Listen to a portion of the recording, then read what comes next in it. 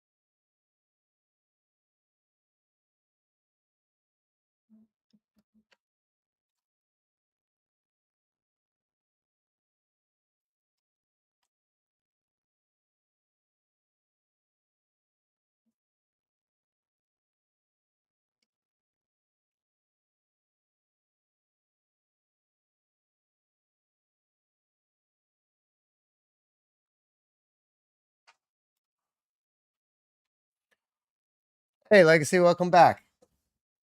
Yeah, this is the armor stuff right now. I'm just finishing up painting the vertex weights for animation, and then I'm gonna start animating.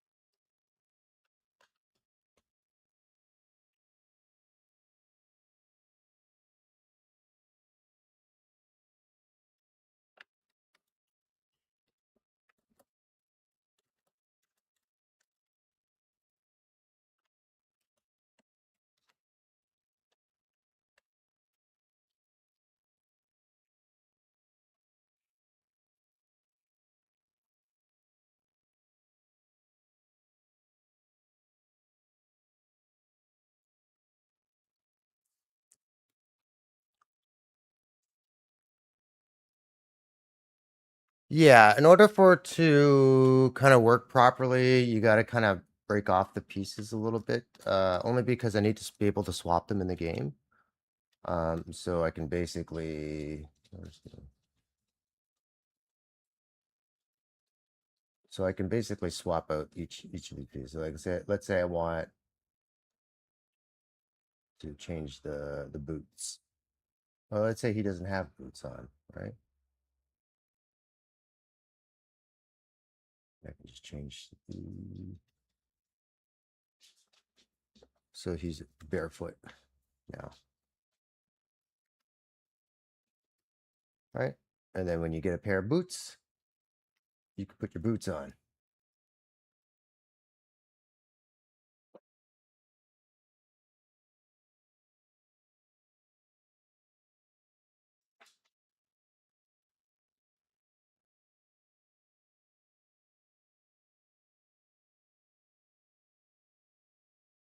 Yes, they'll need to be separate pieces. Yeah. Uh, yes. So you'll need to craft. I think the idea is that you're gonna be, all the armor is gonna be crafted. So you're basically, it's more like a Monster Hunter kind of thing where you go, you beat bad guys, you chop trees, and you farm ore and stuff like that, and then you use that stuff to craft all your gear.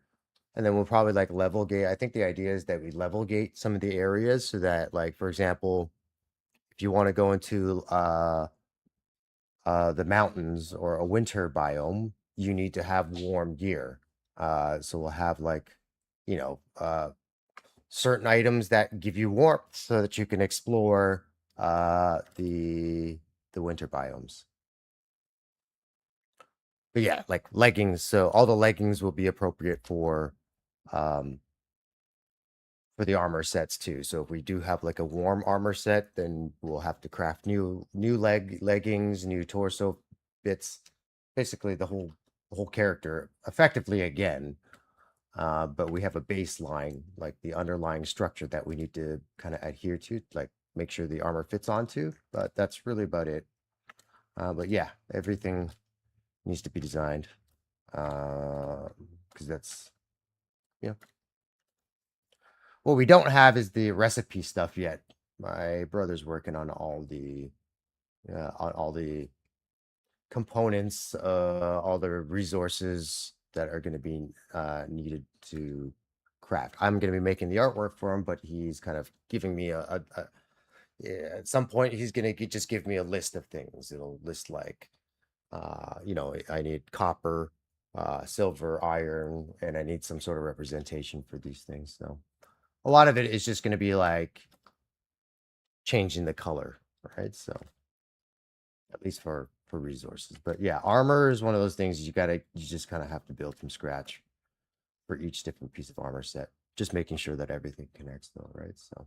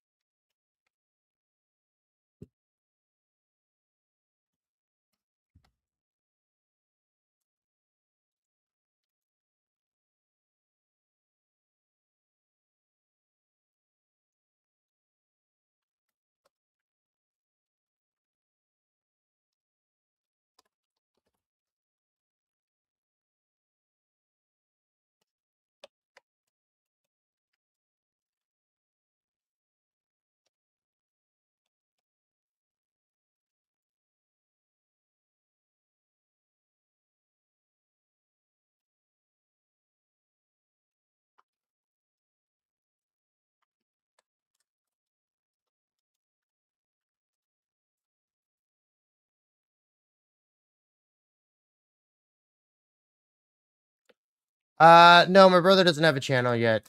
Um, where he's kind of thinking about doing it only because, I don't know if I think we're trying to figure out how to make programming more interesting to watch.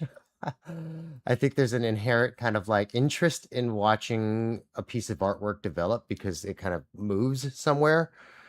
Whereas I don't know if that's is going to be as engaging to watch somebody program without something else going on. I don't know.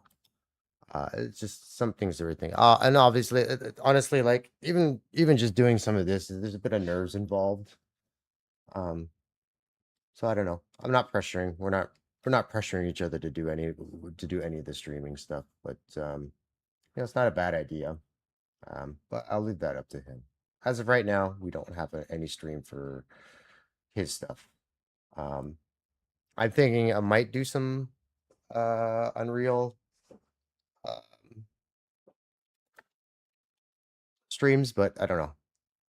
Like I said, it's weird just because Unreal when you're working in blueprints, just connecting blueprint nodes, and I don't know, it's not always particularly exciting to watch. It's interesting to work in, obviously, but I don't know if it's exciting to watch or even just engaging, interesting.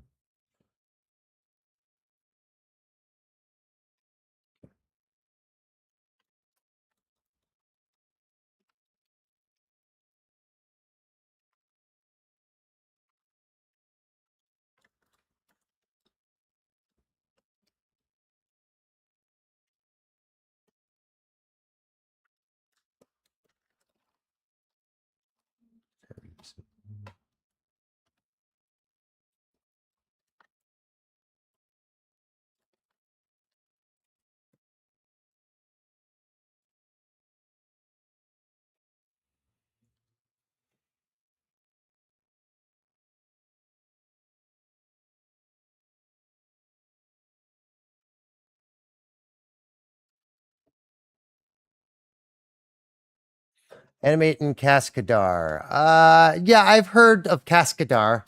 Um, so I'm a, default. I'm an animator by trade. So it's something I enjoy. I really enjoy doing. It's like the thing that I'm looking forward to the most. I haven't used Cascadar. I've had a couple friends use Cascadar, and they're saying it's a pretty cool tool. But I'm looking for very stylized kind of animation, and I've been doing it for a while, so I'm pretty it's one area that I'm really confident in doing it. So I'll probably just be doing most of the hand animation, but it's definitely something I want to look into. Just because game development is hard enough on its own. Um, and animation just takes a long time, so it would be good, possibly something that we're looking down later down the road. But I want to kind of double up my experience with this so that um I can do some of the stuff. I can provide some of the animation work that I do when I go apply for work or look for other work.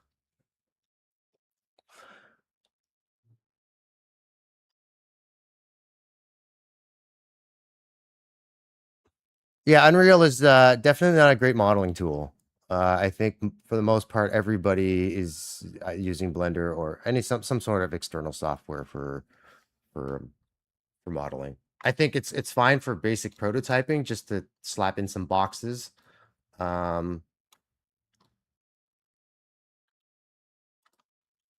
but yeah, I don't think you're going to be publishing any of the models that you're going to be making directly in Unreal. I mean, you might. I don't know. My experience is limited in Unreal, but it seems to me using good modeling software will do it.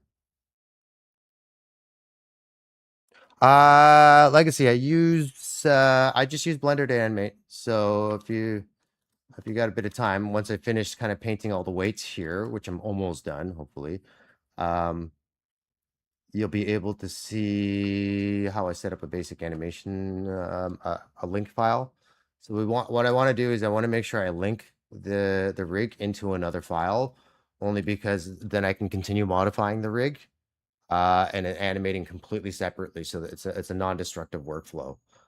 So when you link the file in, basically, it creates a Blender file that pulls your rig file, and then you can animate that rig file inside there without worrying about the animation being destroyed when I update the rig. If I make changes to the rig, it might change sometimes, but as long as I'm not fundamentally changing anything. If I add bones, which is going to happen, it just makes it so that I can keep adding, I can add bones and make some modifications without it destroying the animation. You can see everything's now starting, it's linked up together. So we're gonna start moving pieces around. I'm just not 100% confident on whether or not I want this piece to be controlled by the shoulders or not, or if I want this here to be able to swing a little bit. It just feels weird though. I don't. Let's check it out.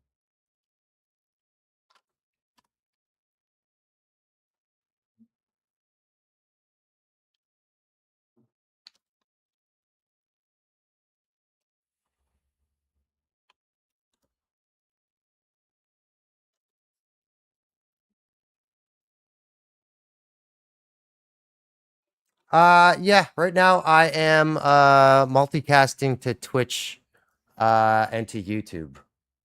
Um Twitch has been very quiet. I feel like Twitch is mostly for people who are actually playing video games and IRL streamers these days.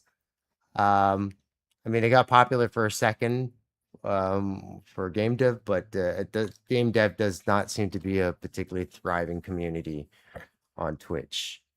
I've tried to stream to both art and game dev. Today, I'm streaming to the game dev category in Twitch, just to change it up. But I was streaming to the art category, and been very quiet over on Twitch.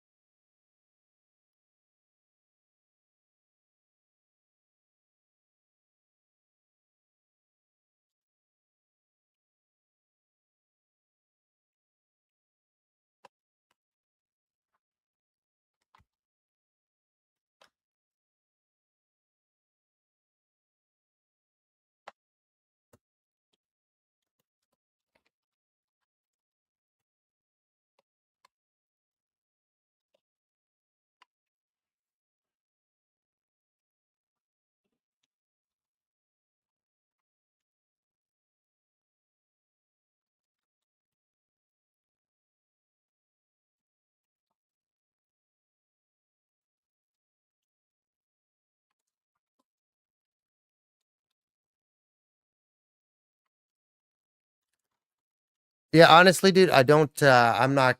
Like Twitch is great. Like I think it's good when you already have a following. I think YouTube is probably going to be the one I primarily work with, only because I think more people seem to join in after I'm done the live stream um, than actually in the live stream itself. So there's the continuous a feed of people that get to kind of see the work on YouTube. Whereas Twitch, I think nobody really looks at the VODs after you've done streaming. So um, it seems I'm getting better kind of engagement, at least through YouTube. It's probably going to be the primary way I kind of stream. But I like Twitch because there is a live engagement, and I'm trying to kind of teach myself to split my attention between the work and and just chatting with people who show up. Again, I think you were here yesterday, and you and I think one other person showed up, but again, not much on Twitch right now. I think it's a little bit harder to get people's attention on Twitch.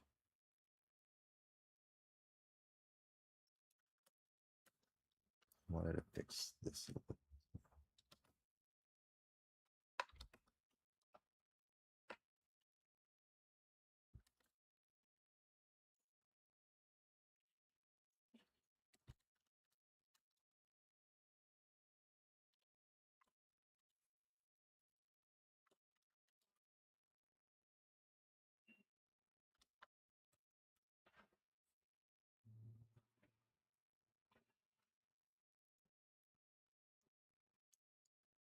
Well, I appreciate that, Legacy.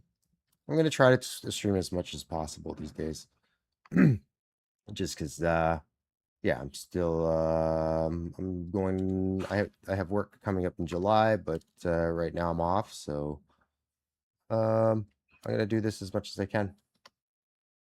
I'm enjoying it. I'm having fun. So, you know, and I think there's some educational value for some people to see somebody who's never done video games before, kind of meander their way through or fumble their way through the process.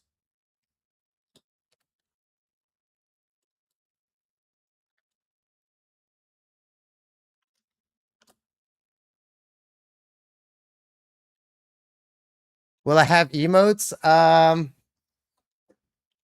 I don't know, only because I think emotes are great. Like I think you're talking about the character emotes. Um, I'm not 100% sure, only because I think right now we're kind of designing a single player game and then kind of building the multiplayer. But in terms of just like little layers of fun that I definitely want to do it. It's one of those things that is just they're goofy, they're silly, or they can be goofy, silly, and fun, and a lot of fun to animate them. So I definitely want to add them in, but because they don't immediately affect the way the game is going to be played. It's something that's sort of like, okay, once we're kind of everything is finished and we're happy with the state it's in, as long as it's not taking away from something that needs to be done. Um, one of the mechanics or important things that need to work in the game. I'm happy to do it. I definitely will be trying to do something like that later on, as perhaps when we're winding down all the bigger stuff. Um, yeah, definitely. I love emotes. I love silly animation stuff. So I want to try to work some of that stuff in. If not directly, would by just by saying, "Hey, I have an emote wheel," and you push it, then there'd be certainly moments in the game where I can use emotes to kind of just make the experience more fun and memorable.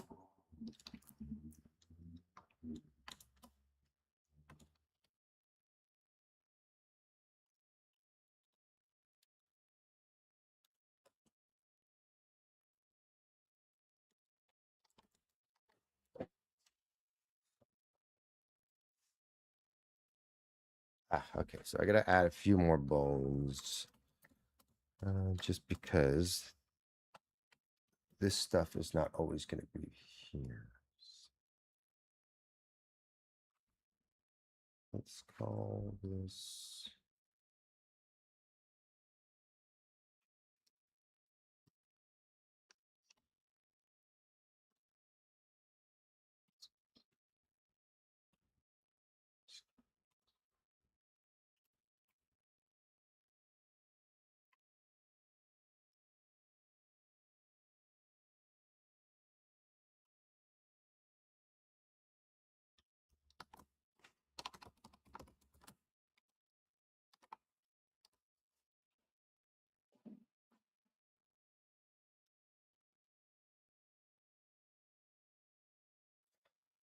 Yeah. From what I understand, it's I think Unreal has a better, not a better, but has a built-in system for multiplayer that we're gonna probably try to utilize. Um, Again, it's one of those. I think multiplayer is one of the things. It's a layer. It's definitely going to be difficult, but it's a layer that we want to add after. Whether it's the correct approach to think about it as an after the fact, um, I don't know. All I know is I would rather have a working first person or a single player game than a multiplayer game that isn't working.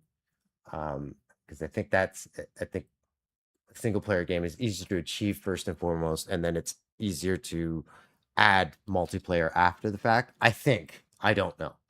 We're gonna find out.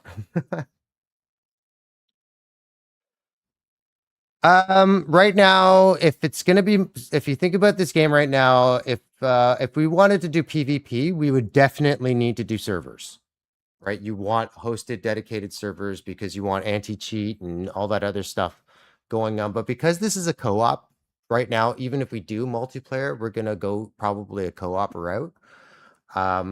So it's likely we'll probably just look at it from a peer-to-peer perspective as opposed to doing a dedicated server, only because cheating then becomes significantly reduced because two people who are playing together kind of you'll have to it's usually going to be a buddy, or maybe somebody you'll find on the meet on the internet. But I think for the most part, a peer-to-peer is fairly safe right now. If we do ever introduce a PvP kind of system, which again, we're thinking about it, right? Right now, we just want to get a combat system working, but PvP is one of those things you definitely, but the problem with PvP is you do PvP and you just open up a whole other can of worms, right? Because now you got balancing issues, and then you got cheaters, and then bugs. Like people become very critical about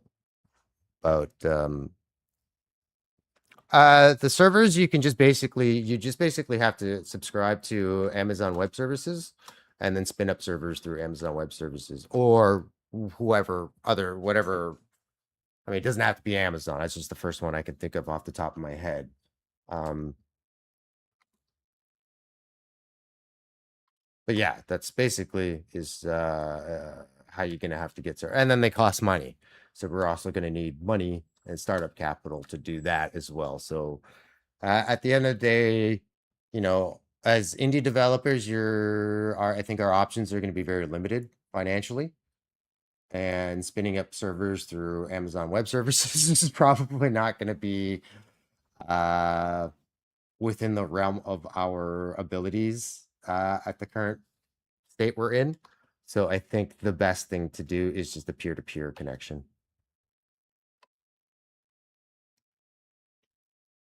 Yeah, I mean it's hard, but it's just really I think what's going to stop us mostly because, like I said, I have a lot of faith in my brother to be able to do this stuff because he's been doing it professionally for over a decade now for not video games, but he's been working as a programmer for a while. So I'm quite confident he's able to understand all the mechanisms to get it to work.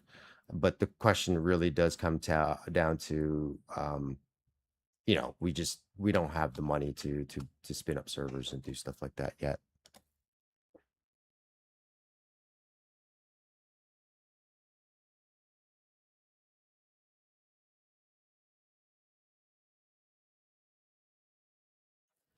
Well, I mean, that's always an option is to host our own server, is to build our own little server. But that's again, it's always going to cost us money because if you're going to spin up a server on your own, build a computer to host this stuff, there's an electricity cost and there's obviously the build cost, and then the upkeep and maintenance cost of it, and then if what if the game does get some traction? How many people can be connected to this server at a time? Then we got to upgrade our internet. I got to upgrade the internet.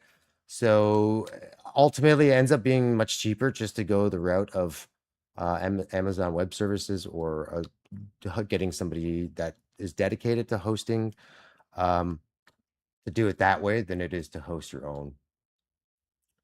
Like unless you're I can't see any unless you're like Microsoft already, right? Like I just can't see it being um worth our while to host. Uh,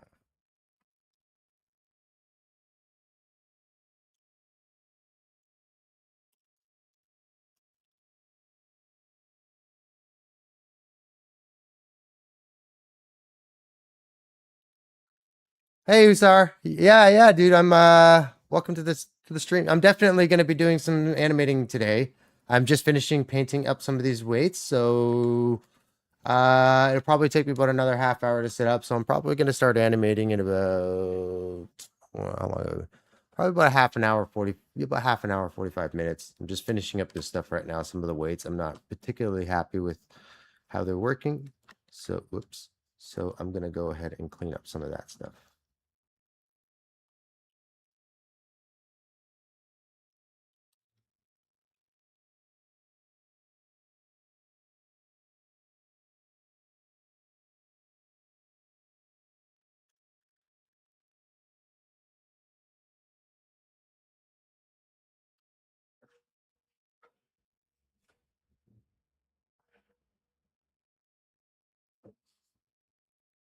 Yeah, I mean, it's one of this. Yeah, you're gonna need regular. Like, we're two people, so either way we look at in terms of servers, we're very limited on our options because we're not going to be able to monitor them 24 hours a day, 7 days a week.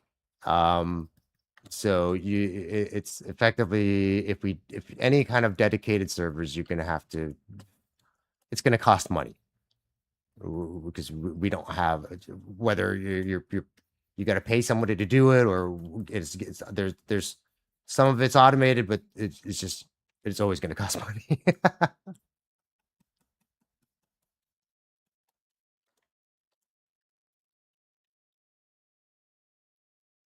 But maybe the next game, right? Maybe we can make some money on our first game and then think of something really cool, and something that can do PvP for the next game. I had a couple of ideas. Some of the games that I don't know if you guys ever seen an old game called Power Stone. I was playing around with an idea about doing a game like Power Stone. It's an old Capcom game. Nobody's ever really gotten 3D fighting games done it really well. I think Dragon Ball Xenoverse might have done it the best. But you would have think out of all the developers, all the studios out there that would figure out how to do a good 3D, and I'm not talking like Virtua Fighter, because Virtua Fighter, it's still they're stacking it, so it's a side scroll view, like you're a side on view. Same with Street Fighter, and that is very single plane. Like I'm talking like a third person view where you kind of just you move around a ring and you do you fight. I have not come across a game that has done that very well yet.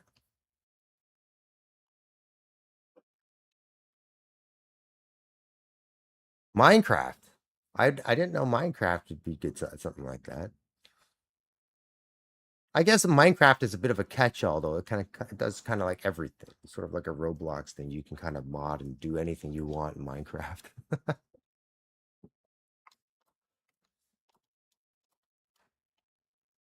I guess no. I guess I've heard of some of the stuff, like PvP stuff in Minecraft.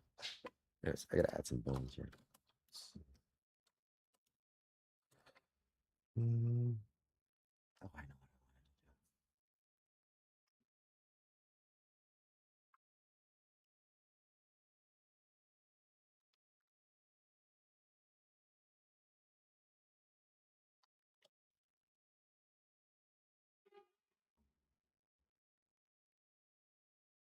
Thanks, Uzar. I appreciate that, man.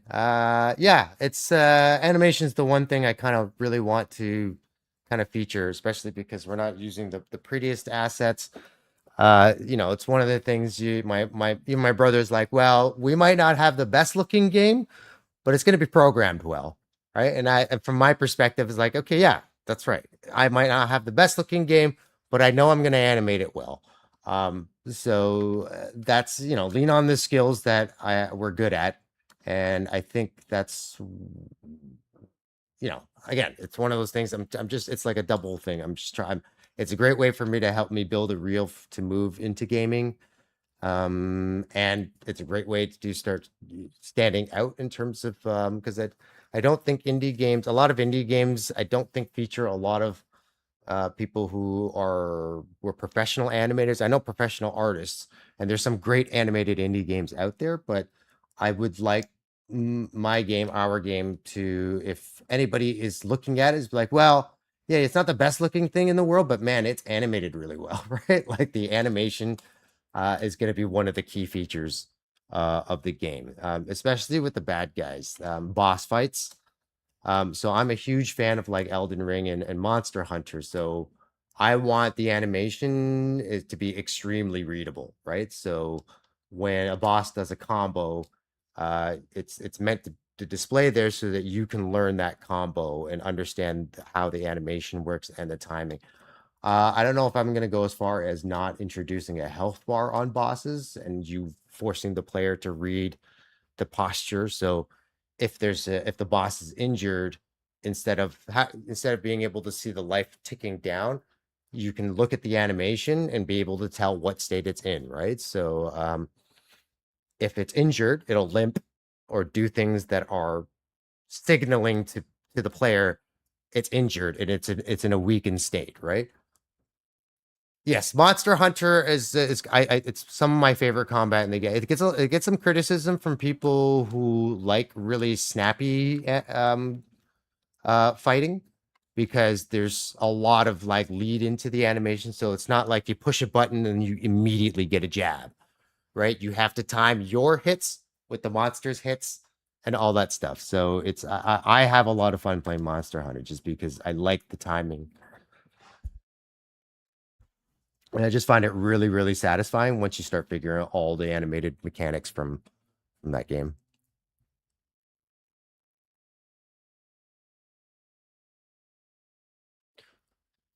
Yeah, yeah, definitely. Both my brother and I watched those Thomas Brush things, and we definitely we're thinking of what kind of hooks are going to be in the game. When we build a trailer, it's definitely something we want to build into what we're going to present to people right out of the gate when we build the trailers and stuff like that. It's just to feature the things that we know we're good at. So the animation is, I think, is hopefully will stand out.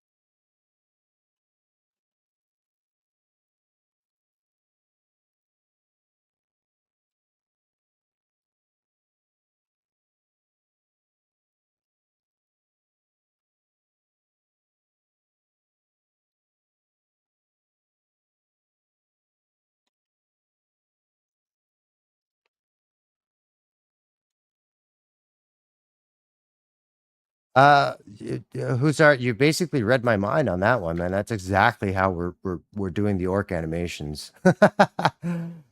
So um, we're still figuring out how to do. Well, it's not figuring out how to do. We're trying to decide how to do death animations in because again, that's another piece of animation that needs to be animated. So we might, and I know some people. This is one of those uh, uh things that the controversial things. I don't know about how controversial it is, but we're thinking we might consider using ragdoll physics for death. I'm not a fan, but again, we're so limited on resources that we just need to find ways to cut some corners. And I think maybe we might consider doing um ragdoll physics. If I had resources, it's definitely not the way I would go. I can assure you that. But it's not off the table. Death animations, just because for definitely for boss fights, we're not going to use ragdoll physics because I want bosses. I like the idea of bosses dying in a really cool way. So when bosses bite the dust, and when you conquer a boss, there will be a moment, right, where it's going to die in some sort of fantastic way.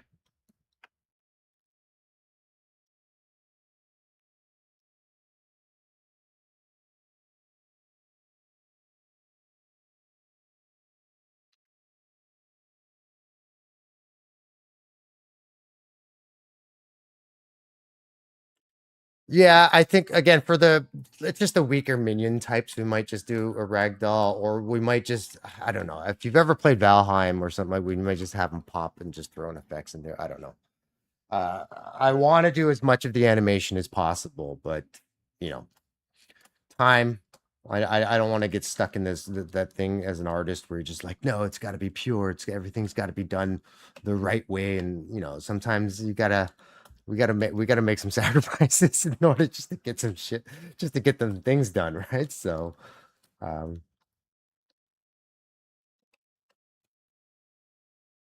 the beauty of video games though these days is they're never really done, are they? Right? You get to kind of keep working on them for a while. As I think as long as you don't release something that is, like yeah, as long as you don't yeah, exactly. Like it kind of bridges the gap between having to animate the oh, now he's in the air and he has to die. Okay, well I gotta animate that. Oh, he's in mid swing or he's doing something. So yeah, you'll have in order to make the animation feel smooth and work with each other, you'll have to do um figure out ways animation wise to get that to work. But the nice thing is at least you don't have to when you're doing ragdoll, you don't have to figure out all that stuff. It kind of just fills in the gap for you.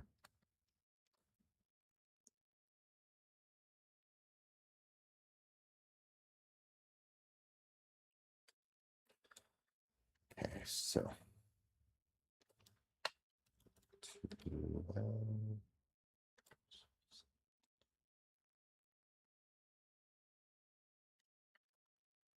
no worries, brother. I my typing is terrible sometimes too. I'm not judging anybody for their typing.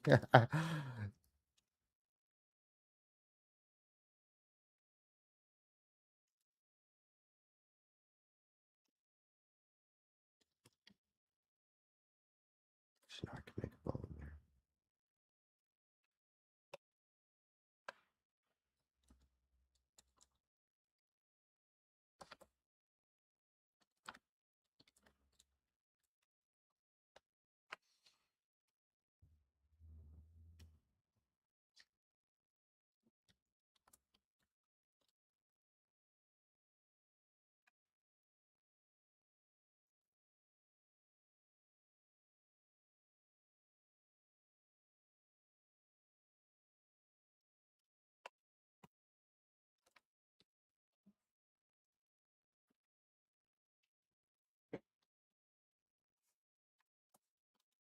No worries, but it's good practice to kind of try to split my attention. Is if I'm gonna start streaming a little bit, it's important to figure out how to kind of divide it up a little.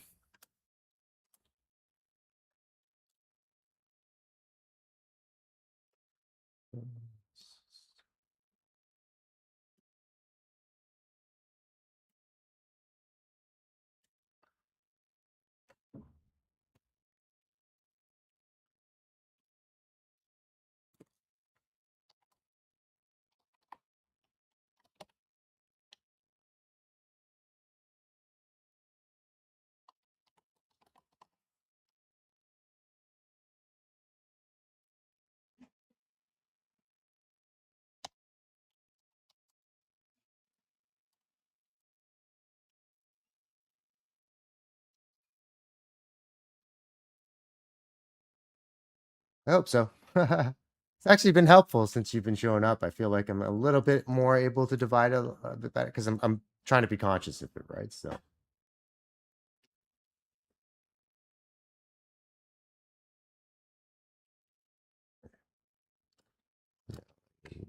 sword.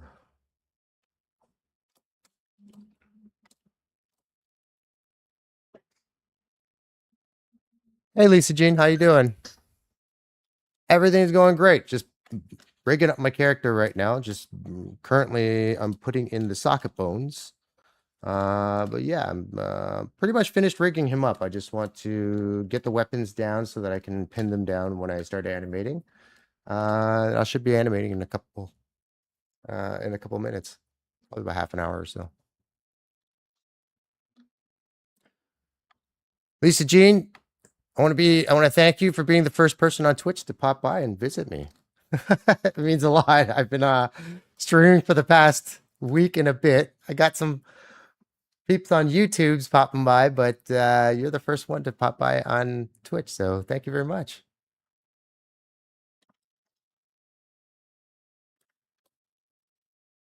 Yeah, for sure, man. It's been quiet. It's a little bit hard to get people's attention on Twitch.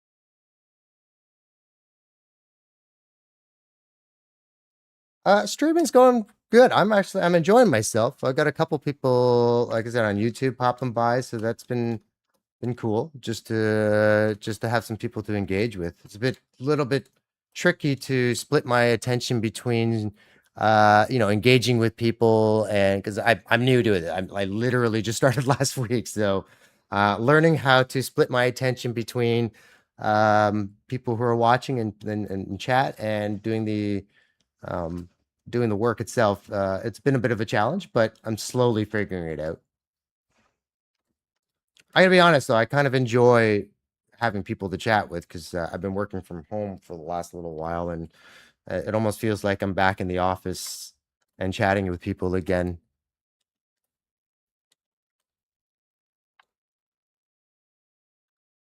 Are you just browsing game dev stuff, or are you a game dev yourself, or what's tell me what brings you here?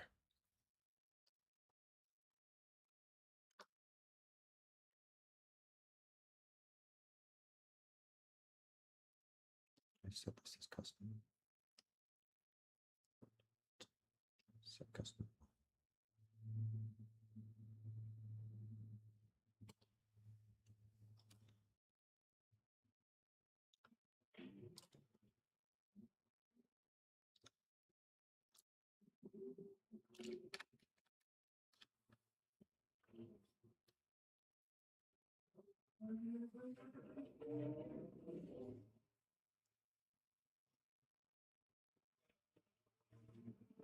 Oh, nice professional. What kind of art do you do?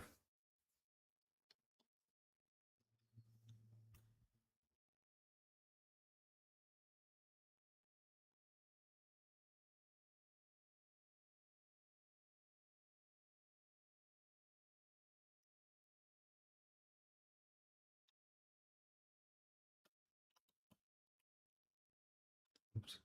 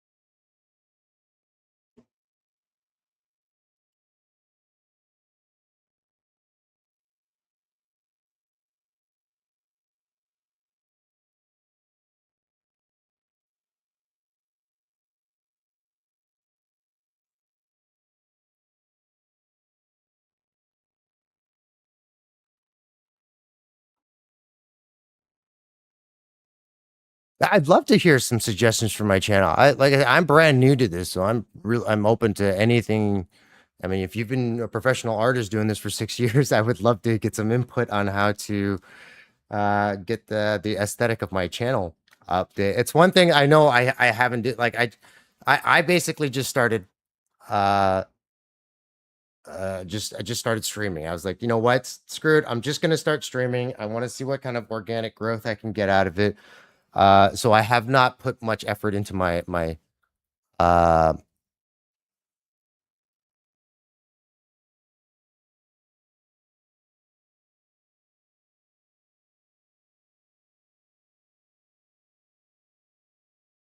yeah, for sure. Give me 2 seconds. Let me uh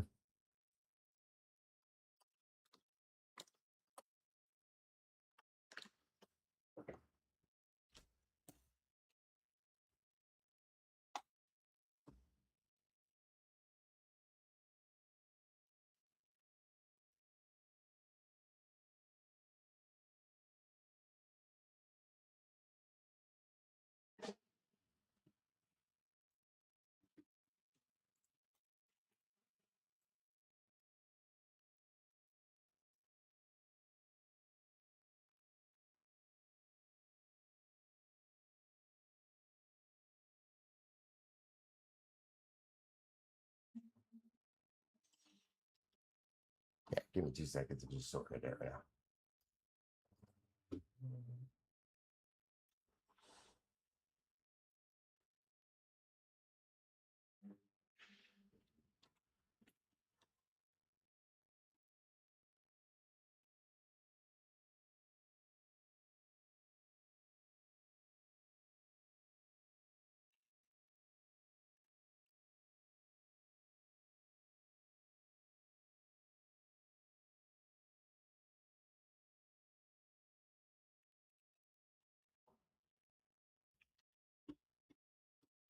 So I just need to figure out how to actually DM you now on Twitch.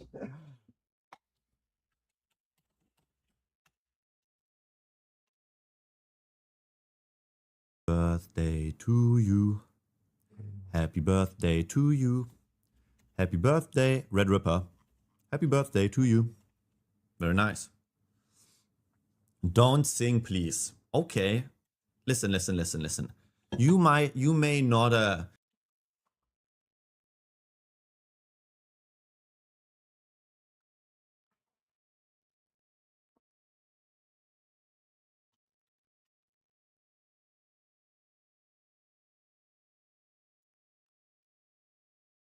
Okay, so how do I send you a direct message on Twitch? I'm pretty new to Twitch, so I have no idea. Whispers, there we go. Search for people. Lisa.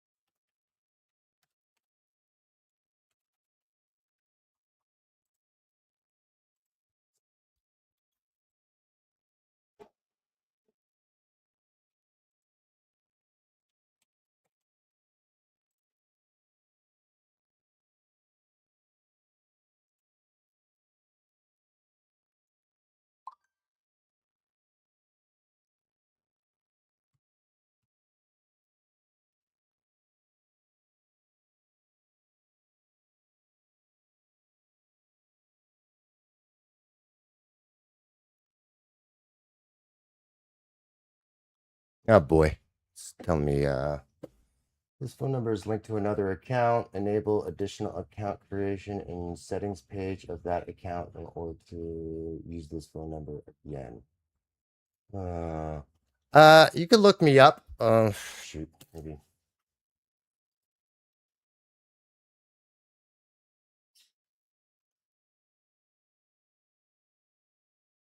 I don't know. What's the easiest way for us to connect on Discord? Should I just tell you because I go by a pixel underscore rebel on Discord. I haven't set up anything for my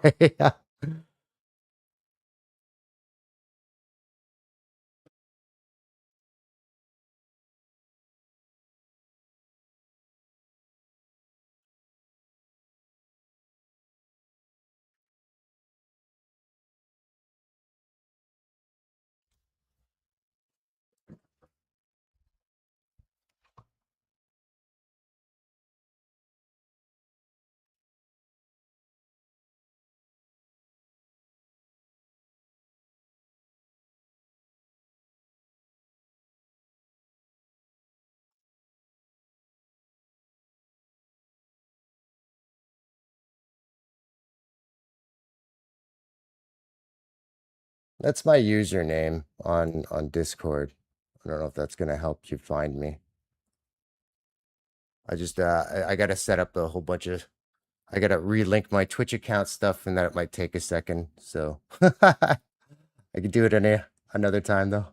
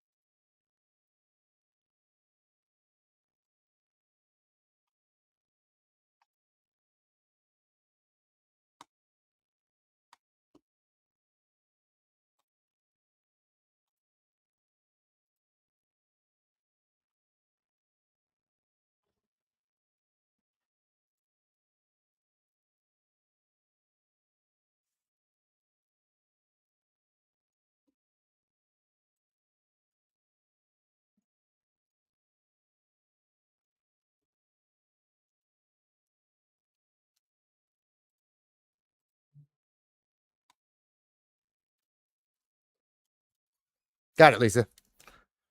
Who's that? Yeah, I mean, like I said, I just jumped right on and started streaming. Like it's been a week and a bit, so I haven't even tried to consider any sort of branding. But I mean, if somebody's got some ideas for me, I'm definitely open to listening to them. So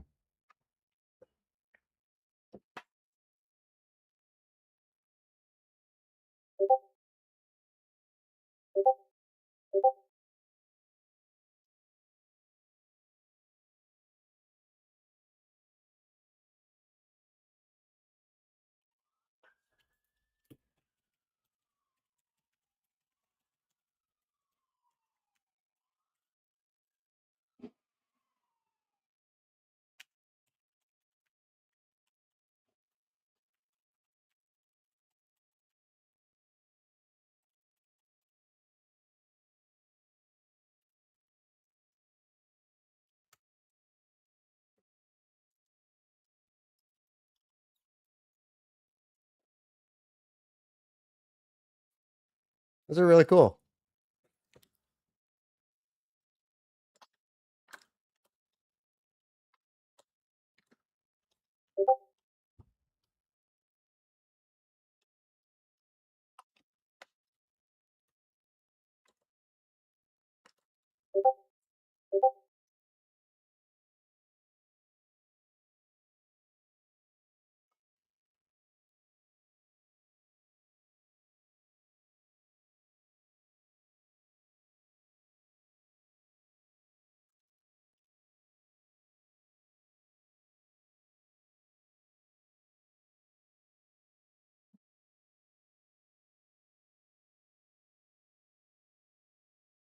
Dude, that's awesome. You were a commentator for Rainbow Six?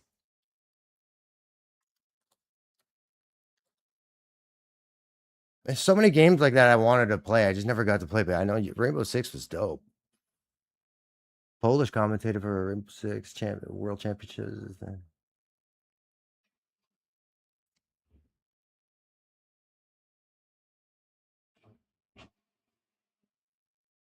Saying your two daughters? Yeah, that'll probably yeah, force you to make some more practical decisions. When you got kids and you make the right choice, right? You don't have any other choice but the correct choice.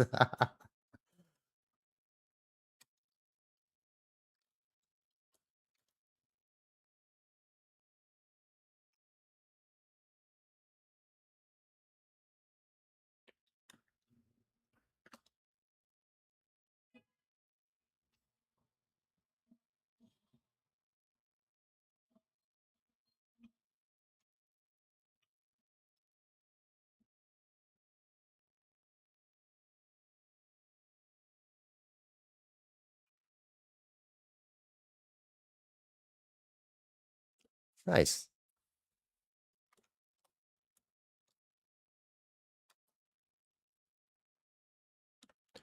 Well, believe it or not, I just turned 44. But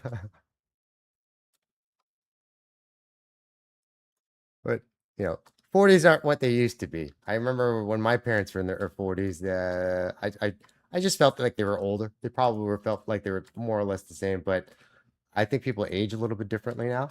I think we're definitely more health conscious now. Uh, you know, 40's nothing.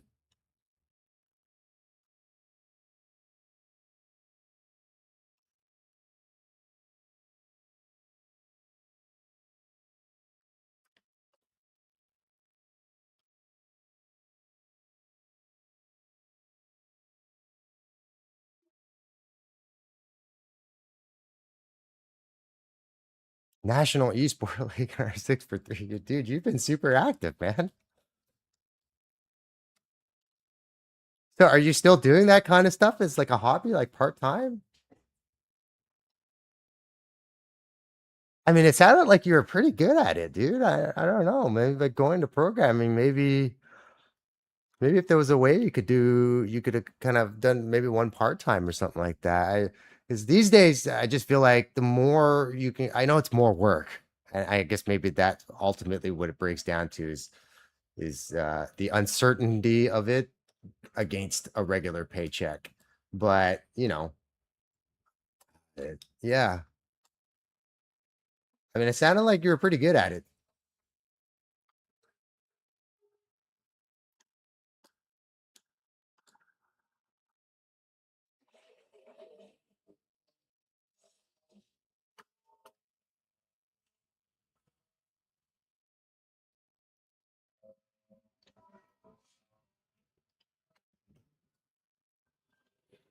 So what are we trying-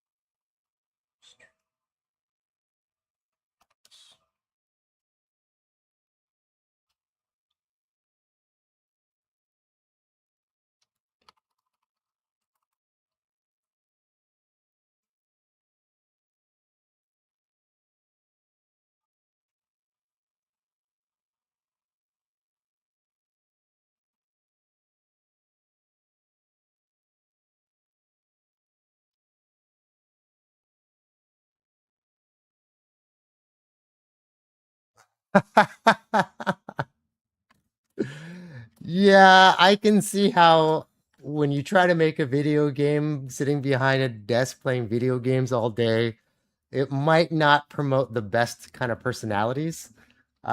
Especially if you're playing games like, competitive first person shooter games. Uh, yeah, I can imagine working with some of those guys might be get difficult from time to time, and your peace of mind is definitely worth more value than a few extra bucks.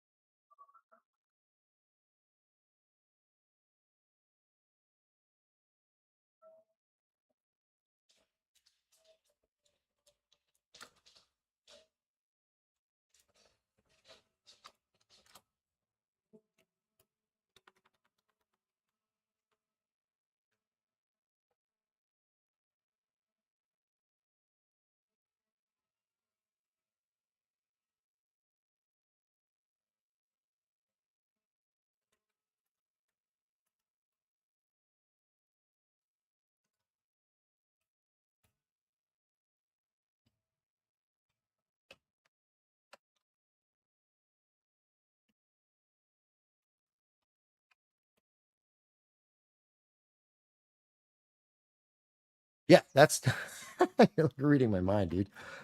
Yeah, he's gonna have some kind of shield jab, like smash, like a shield push or something like that as one of his attacks. That's definitely something I'm putting in there.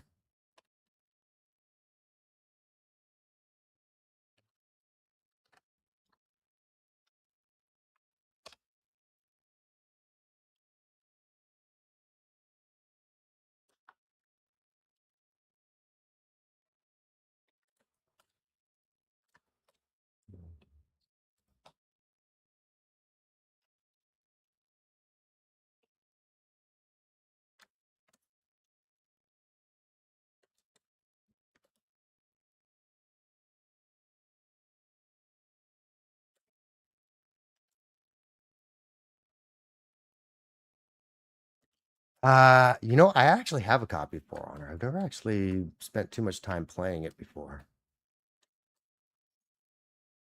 That's a great suggestion, though. I didn't. It completely slipped my mind that that game even existed.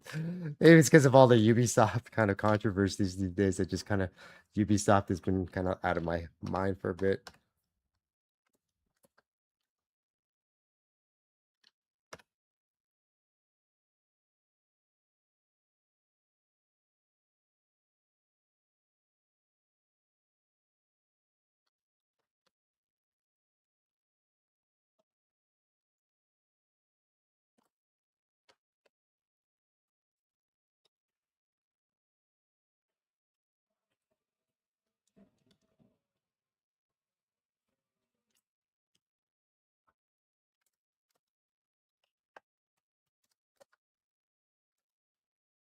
So let's try to see.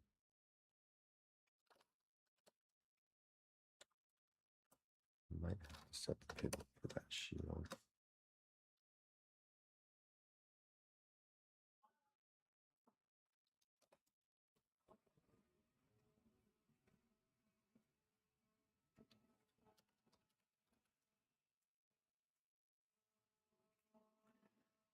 Yeah. Put the pivot on that.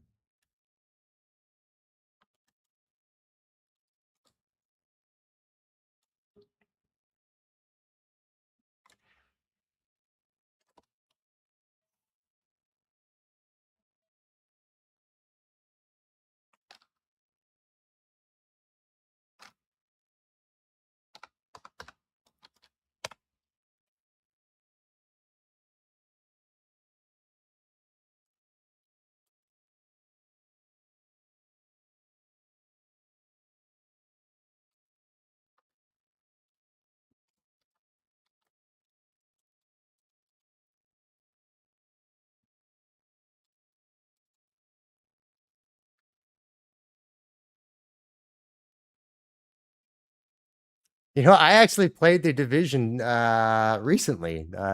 Division 2 recently.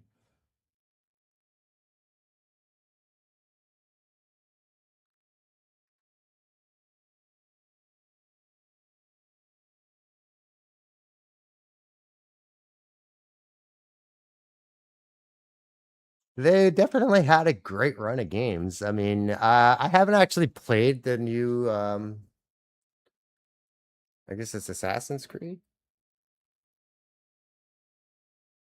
I'm not 100%. I cannot remember. I think it's Assassin's Creed. um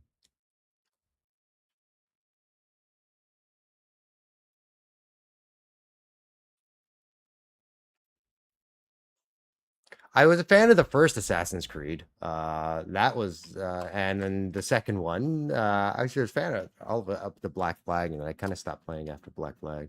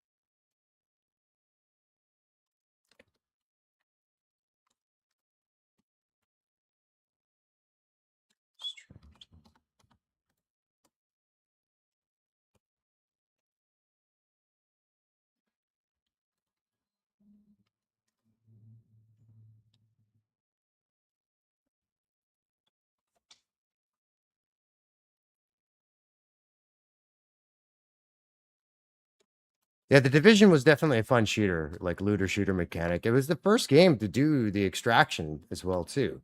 I remember Division 1. That really was the game that kind of made me fall in love with extraction style shooters.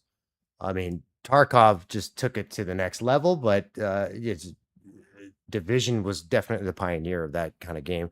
I'm surprised they didn't lean more into it though.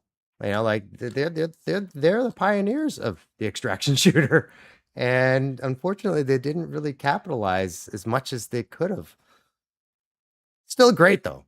It was still great. I had a lot of fun with it.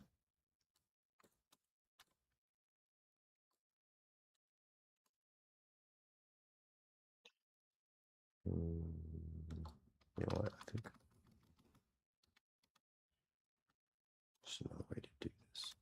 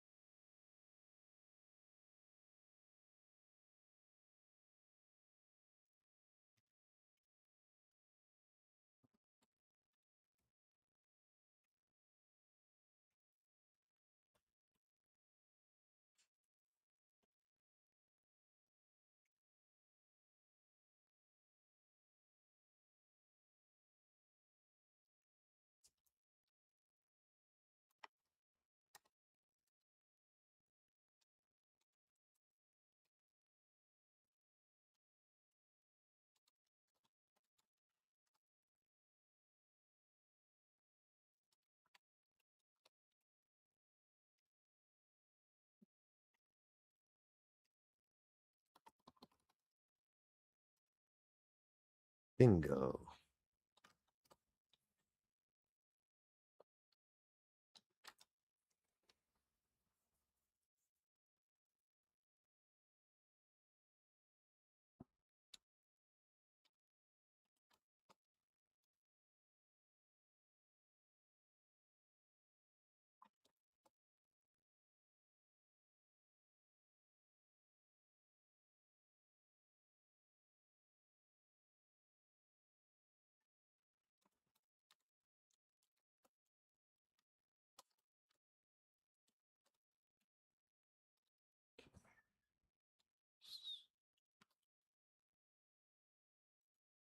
Rezero this.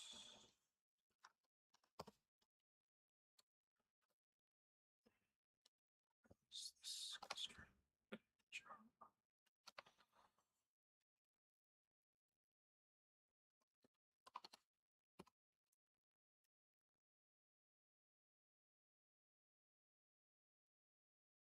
Okay, so put that.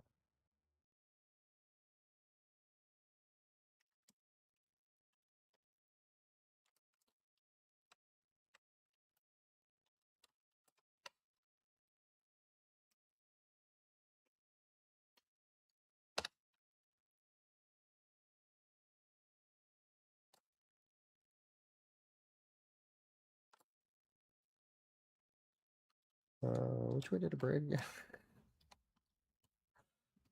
Forgot which way.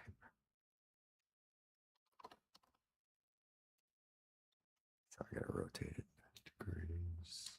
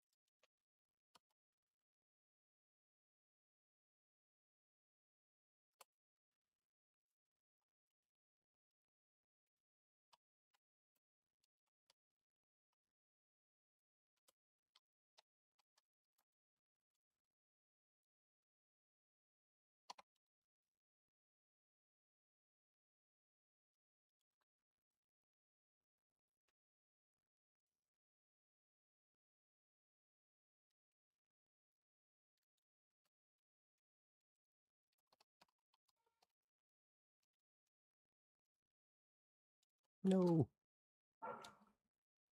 Oh, I know why.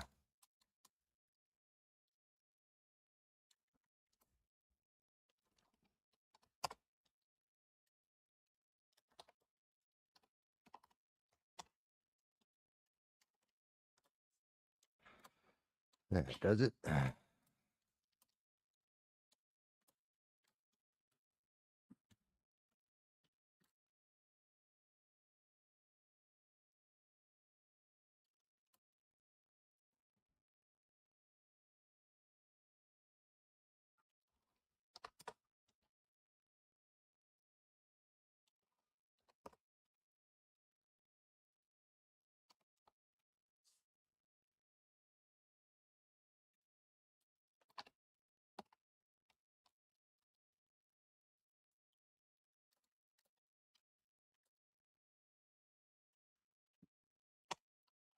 Yeah, I'm gonna have to build offsets in that for in Unreal.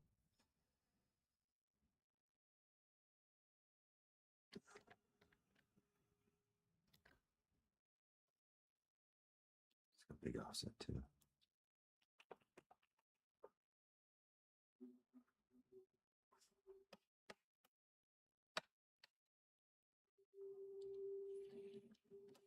Wait or not.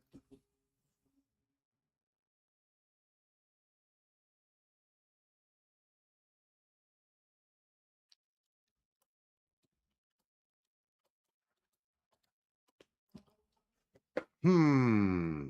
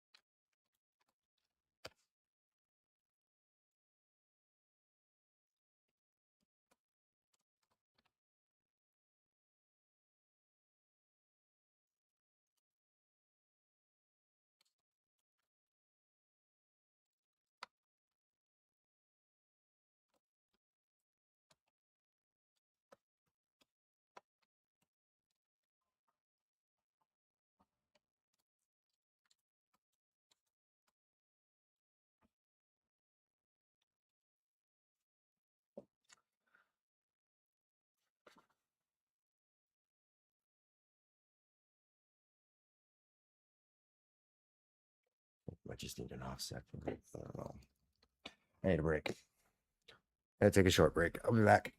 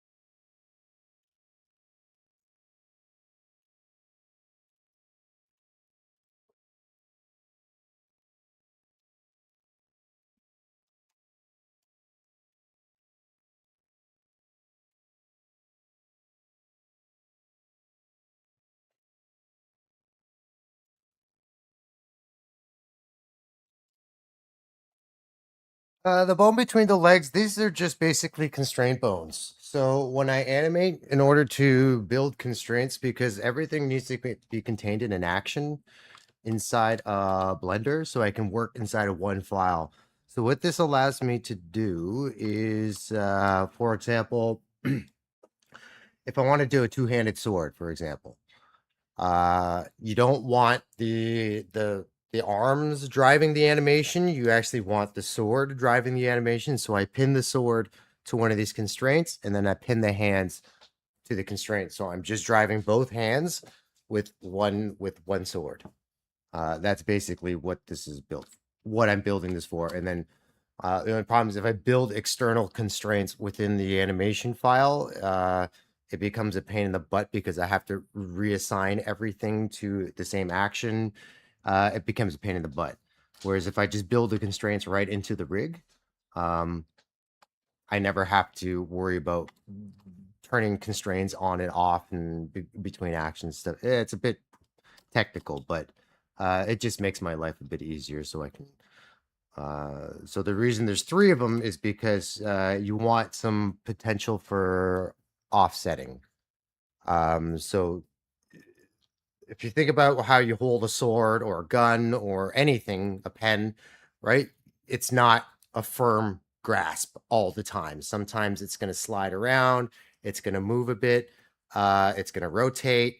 You know, if somebody, for example, like I like to twirl my pen, this just gives me the option to put a little additional layers of animation onto the object itself without it affecting the hand position. So I can move the hand or I can move the object freely without moving the hand, or I can move the object with the hand attached to it.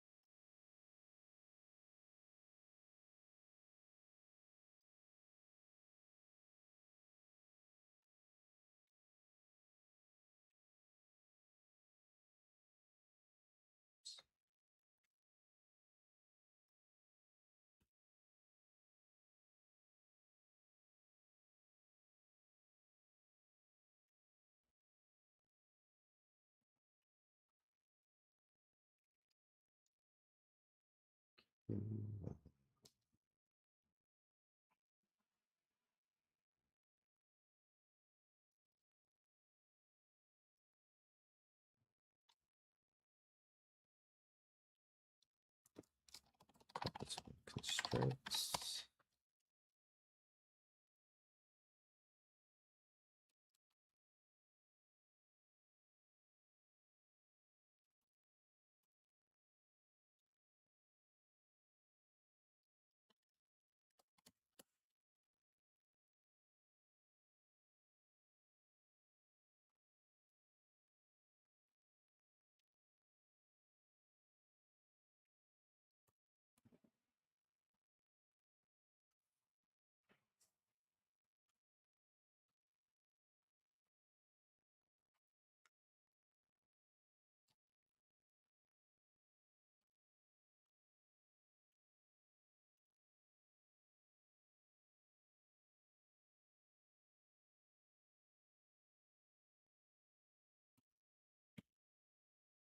Perfect. So I can turn those off.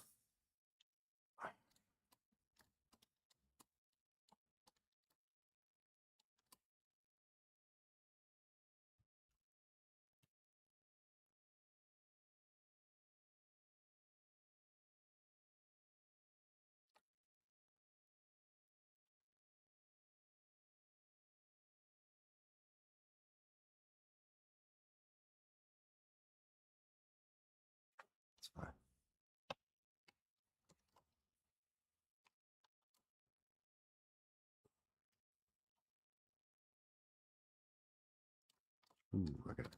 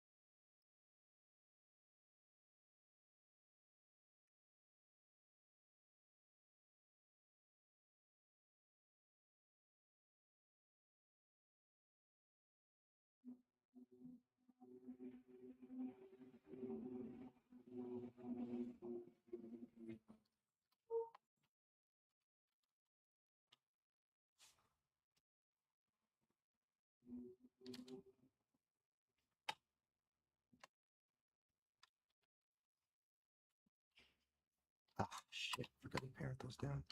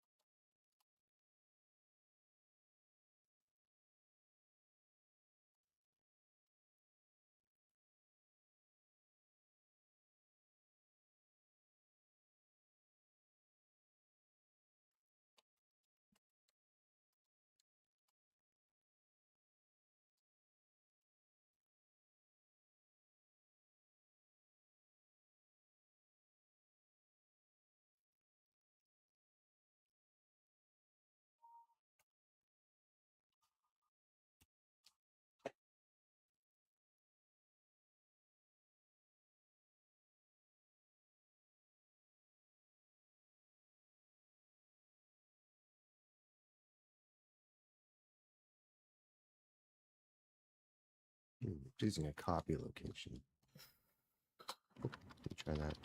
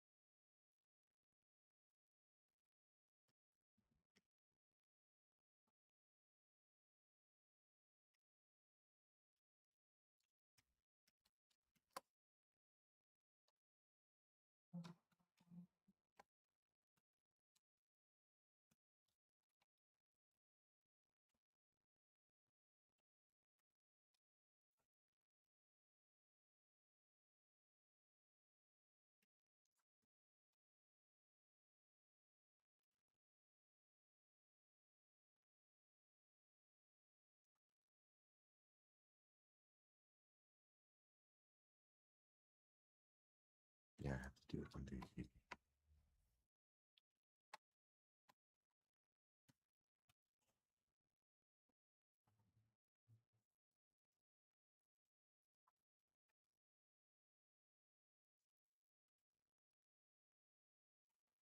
no, the mechanism.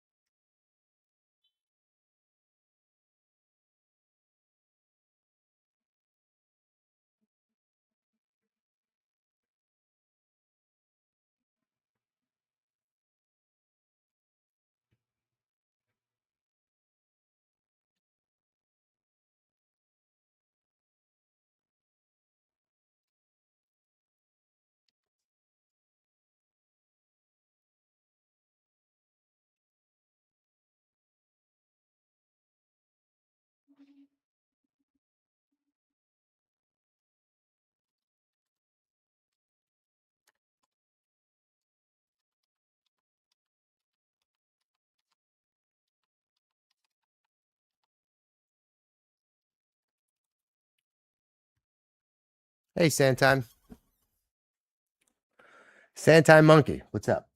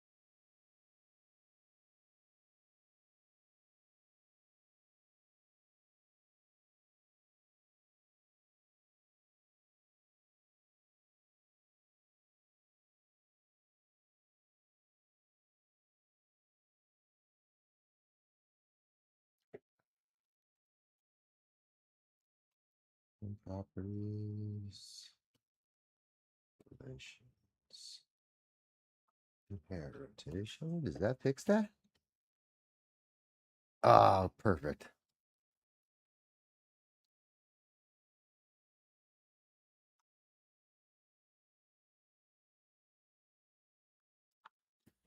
Do that with this as well.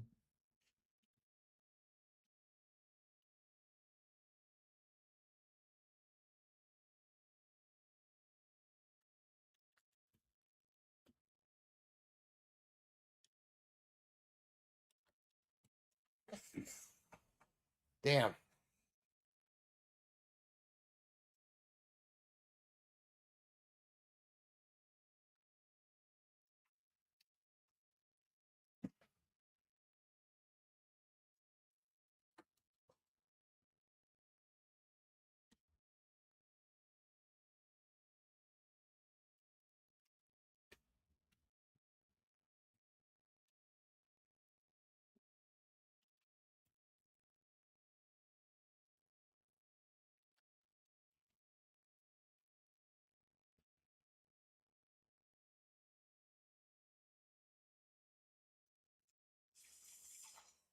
Looks like I'm getting a control bone there.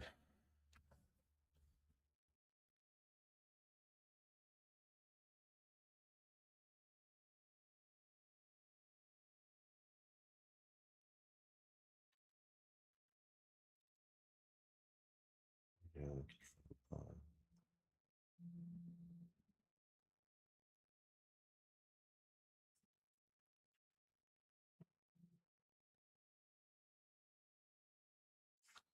Set inherit scale.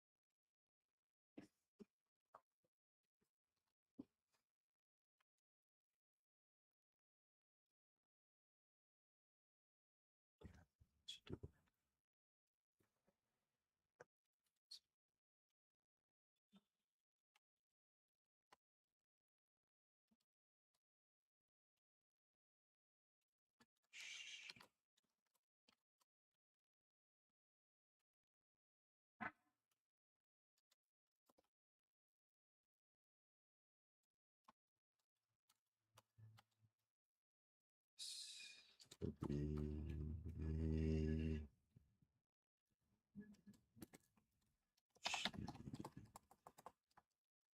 what are names?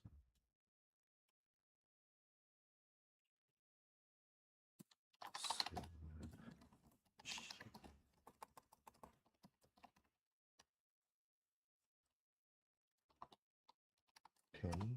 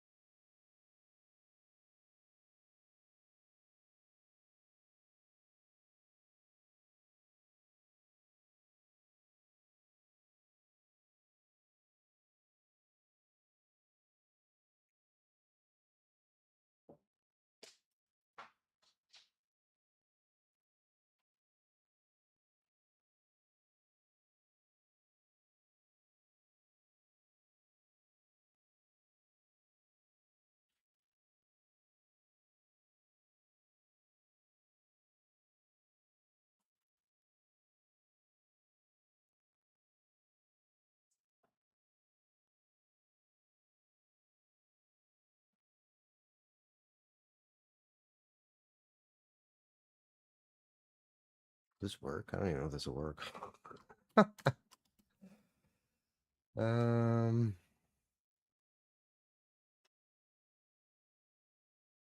Oh, that's what I want to do.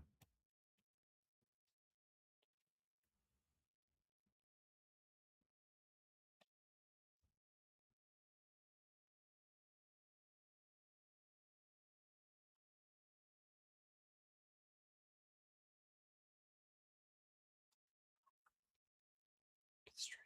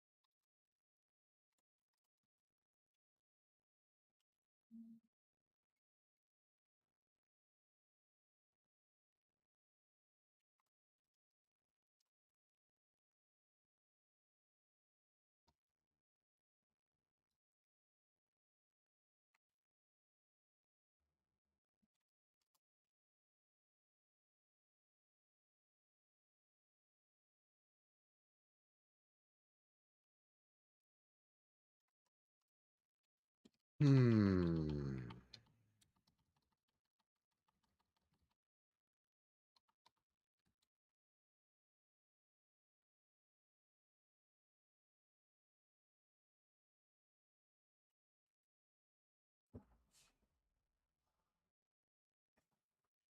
Constraints.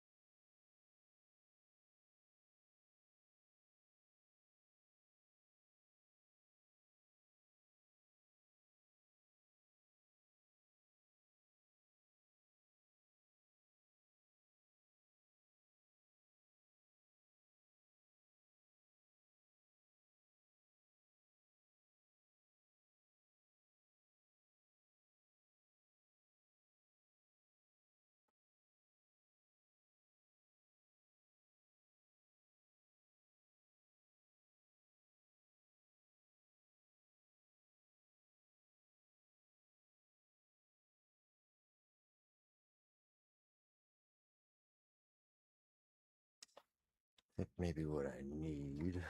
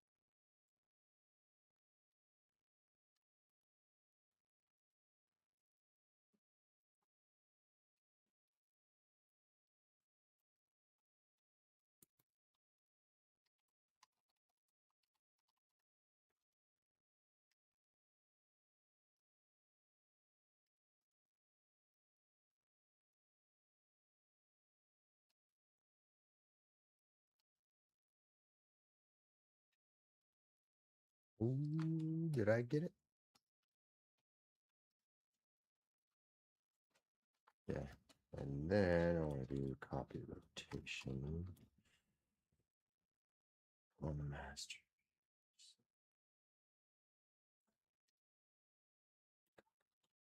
Rotation.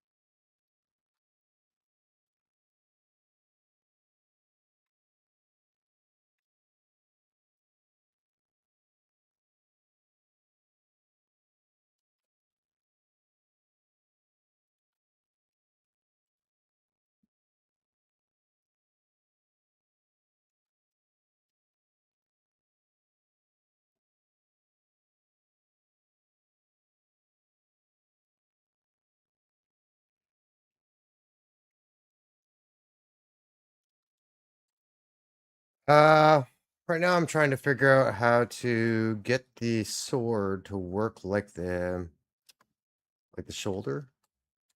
See how the um the arm doesn't follow the rotation in the shoulder, but it does follow. Oops. I can't-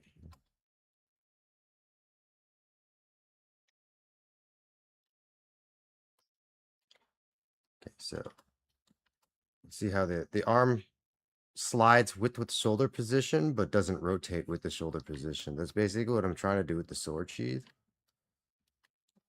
right? So I can position this thing like so, but the rotation of the shoulder is still maintained. So I'm trying to do that with the sheath relative to the hip, because you can see if I rotate the hip, you don't want the whole thing similar to what's happening here, but you can see the problem with the way that if I just turn off the inherent rotation, the problem is if I want to rotate the whole thing now, it's not going to rotate with it, right? So I need a whole system that allows me to connect it back to the hip without having the rotations getting all wonky. The alternative is if I can't figure it out is just to counter animate, basically, which is unpleasant. Well, there is another system I guess I could do, but it's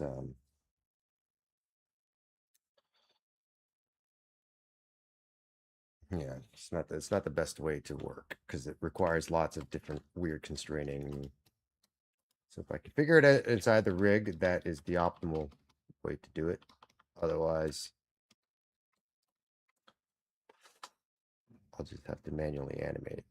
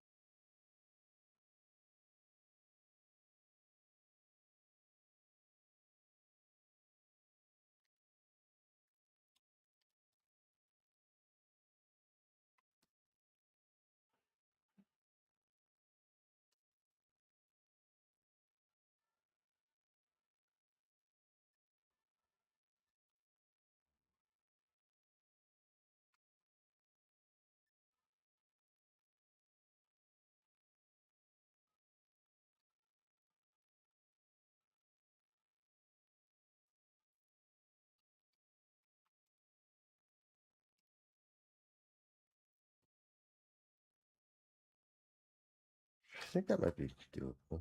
Let's try this. Copy location.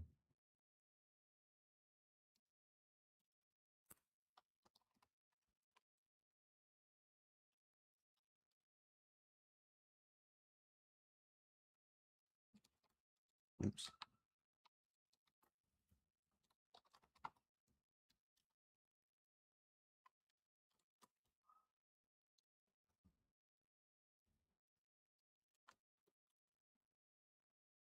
Yeah, so it's not.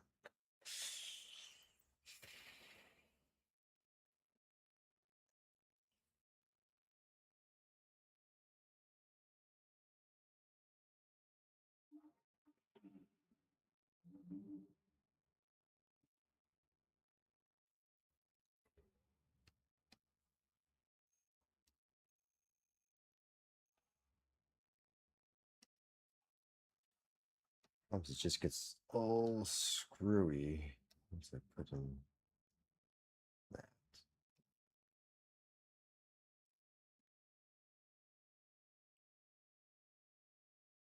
Well, let's check this.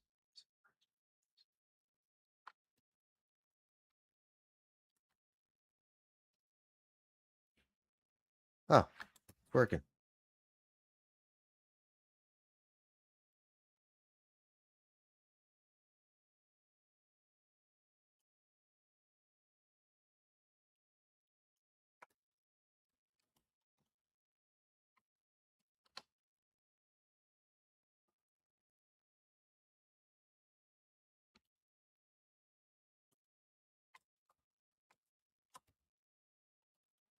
So rotate this guy, it stays sliding. I rotate this guy, it follows. Perfect. Okay, now I need to fix that with this rotation.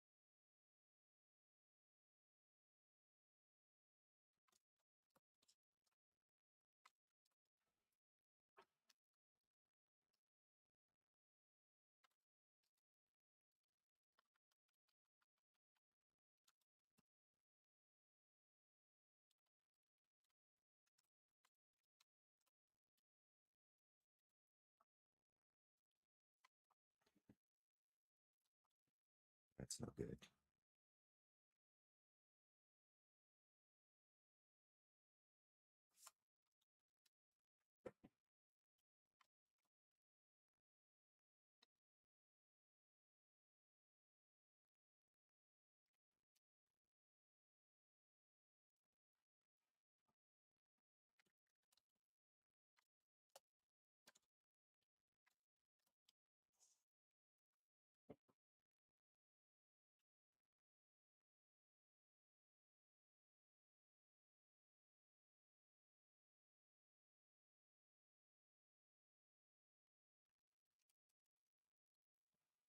Okay, that didn't work.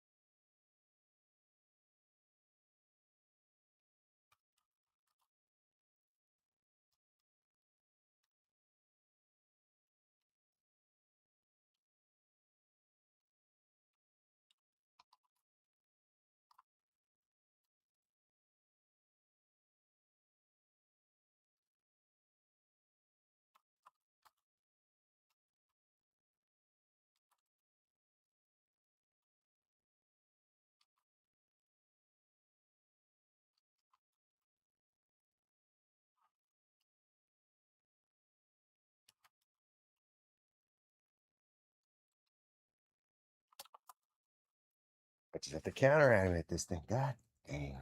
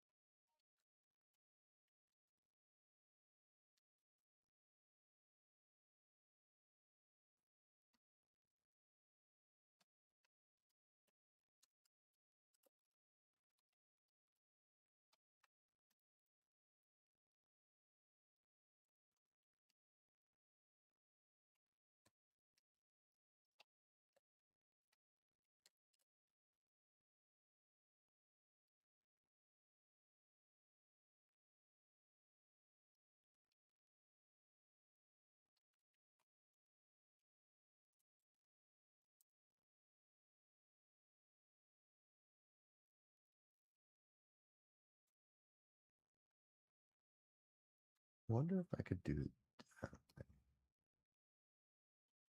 So if we do head rotation. Can't see that. But if I do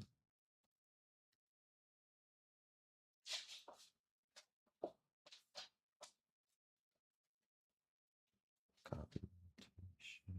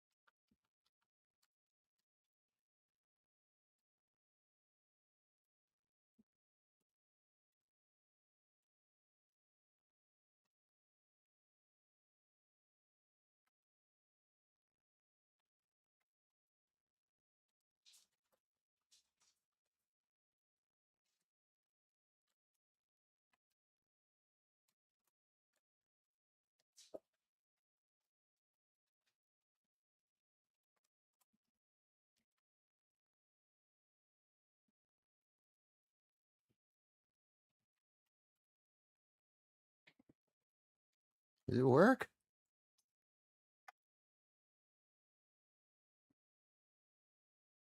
Huh. It worked. Let's see.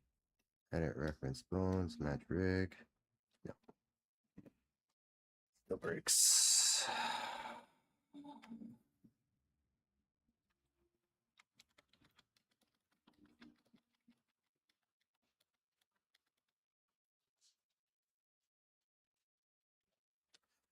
Could always apply it after the fact, I guess.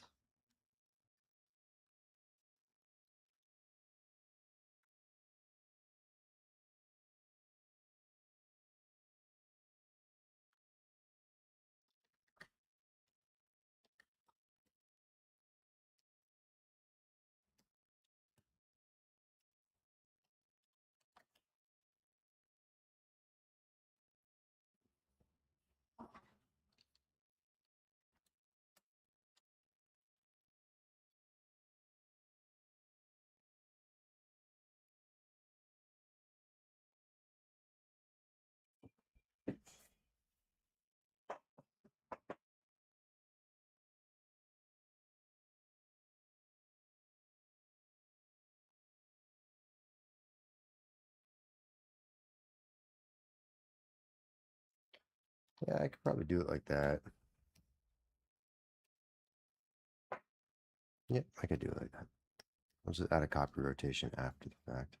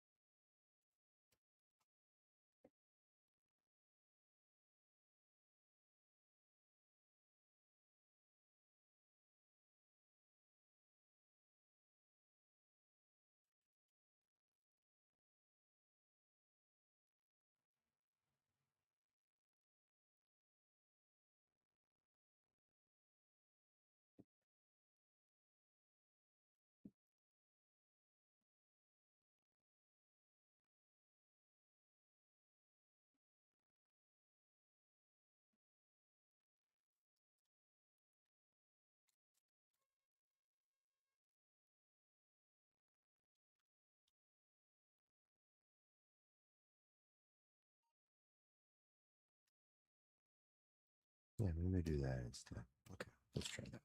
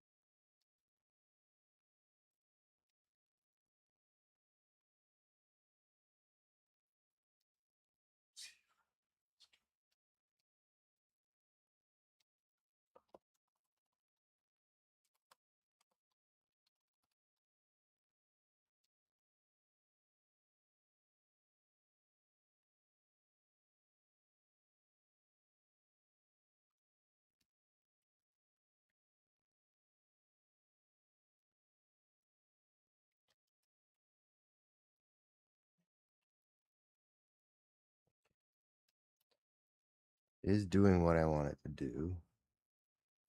Edit reference bones, match rig.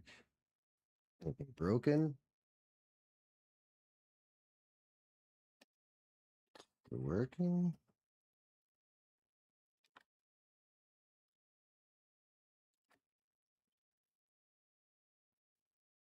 Yep, it's still working. So get out to this.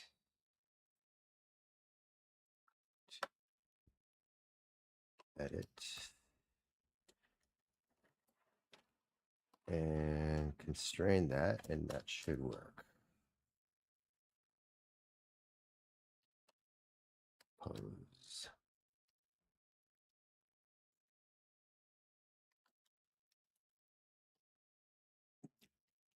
Yeah.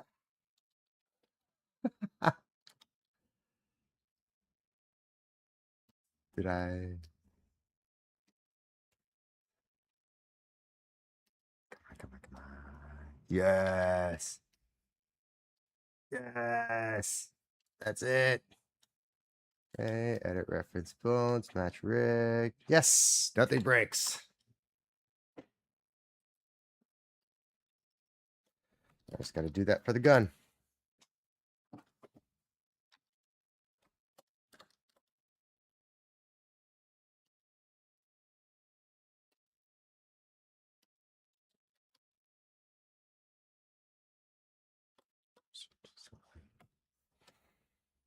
Okay.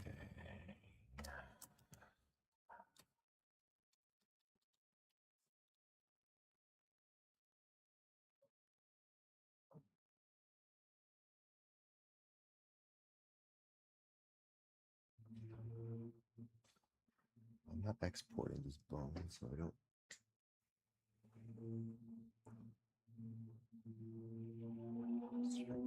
Yeah, I got it.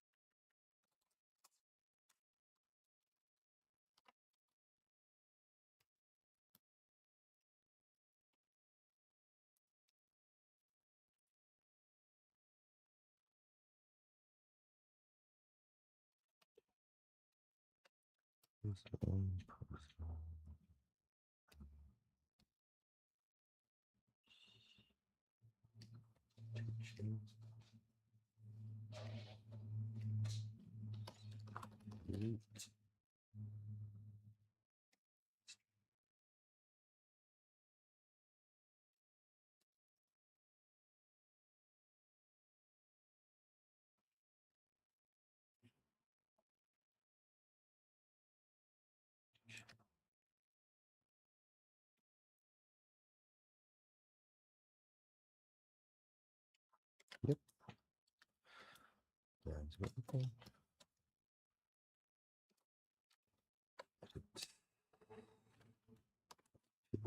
Clear parent, and this should work.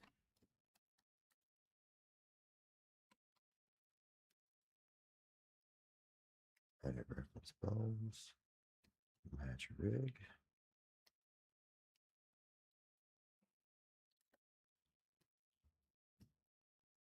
Oh, got to change this ball.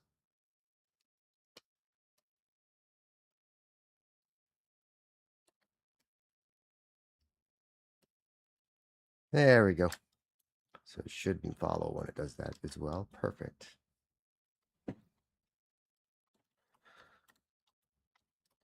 Thank you. Yeah, took a bit of problem solving there, but I blendered that, no problem. Figured it out eventually.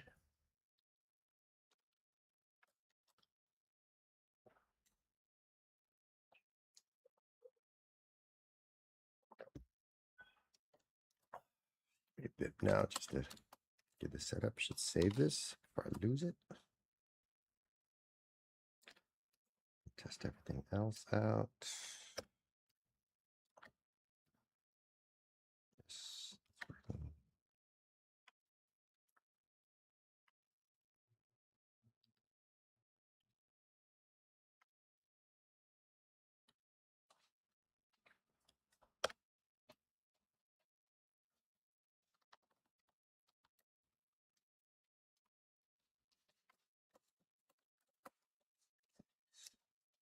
Is ready.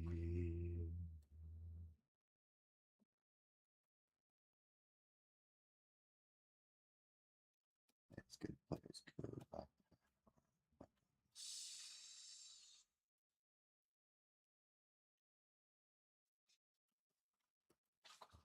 Stirred weapons.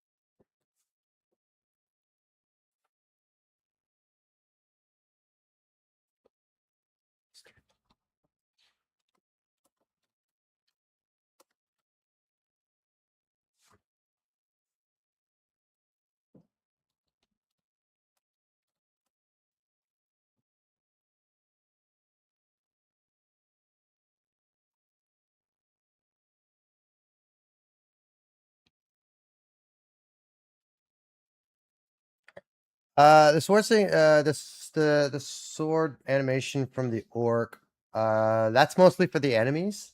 So I have like a whole move set specifically built for sword and shield combat for this guy.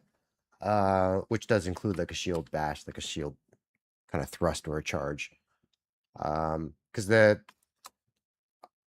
the player movement needs to be a little bit different because there's a big warm up, so there's a big anticipation. So he winds up really big for the sword swing. At least the orc does. Whereas I don't want the wind up to be as big. For the player animation, only because I think it might start to feel very sluggish if the player has to wait too long after pushing a button to get a result, to get the action um to actually see the action, right? So we want there's got to be a connection. That connection can't be too slow between the player pushing a button and seeing the character actually do something. If you check out like Elden Ring or even For Honor, for example, there's a little bit of delay, but you can't make it so much that it starts to frustrate the player. And so that's why that animation probably won't work very well for the player. The player, it should feel just a little bit more immediate because the last thing you want is like, oh, I'm going to take a swing at somebody. And then there's a whole animation that has to play before it actually does the swing. So you can imagine that could be really frustrating for players, right? So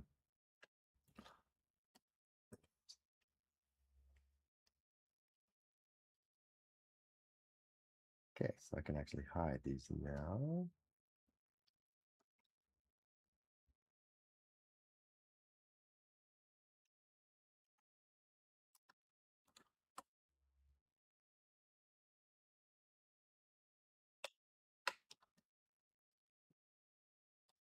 Okay, so the holstered weapons. So that's basically what I'm gonna have to input.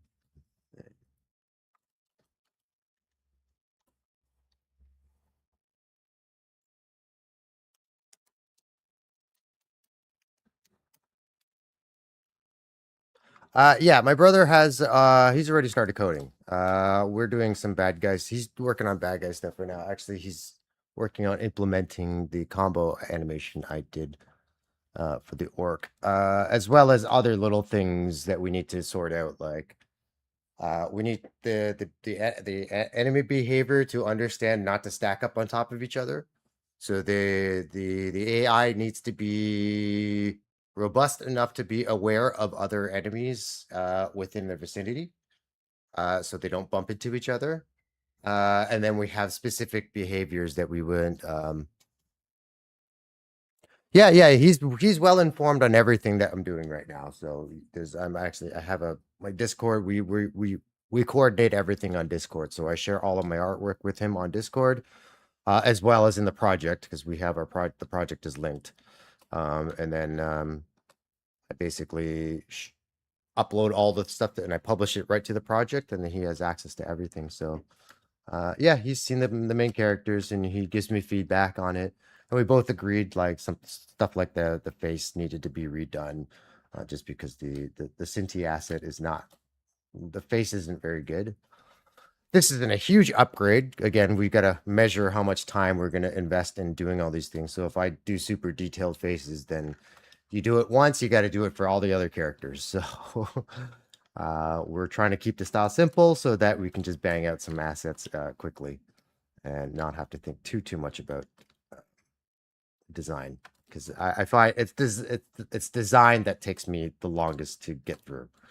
Um, um, you'll see I'm sculpting that I think you popped by on I think Sunday this week, and I'm also working on a short film, but the sculpt quality is going to be completely different from this game, where it's going to be I wouldn't say highly detailed, but more detailed sculpts, actual texture, painted texture maps, that kind of stuff.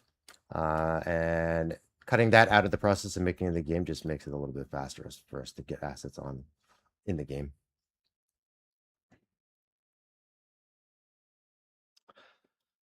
I thought about it.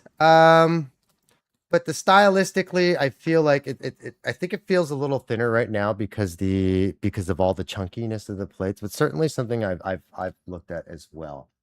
But if you look at the player with just oops, this thing, it doesn't feel as bad, right? So if I get rid of the rig, so this is what he's gonna look like when he doesn't have any clothes on. So underneath all the proportion, it feels okay. But I get what you're saying though. The second you slap on this armor though, it starts to because everything else feels like it chunks up a little bit. You would expect a little bit more chunky. And I think I could probably fix that by just expanding some of the geometry here, right there, or at least this metallic area.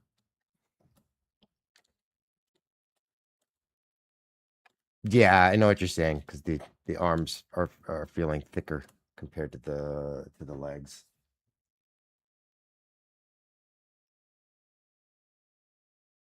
Yeah. It's just once you add up all that armor and plate stuff. So yeah, it's a good point. I should double check that. Take another look at that.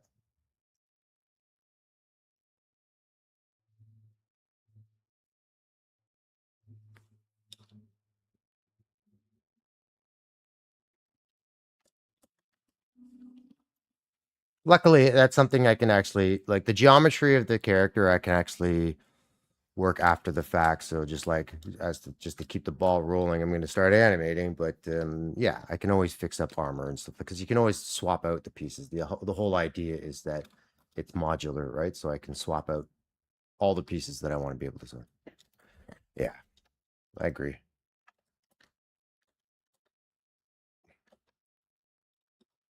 Yeah, especially from the side view, it starts to almost go toothpicky in its scale here.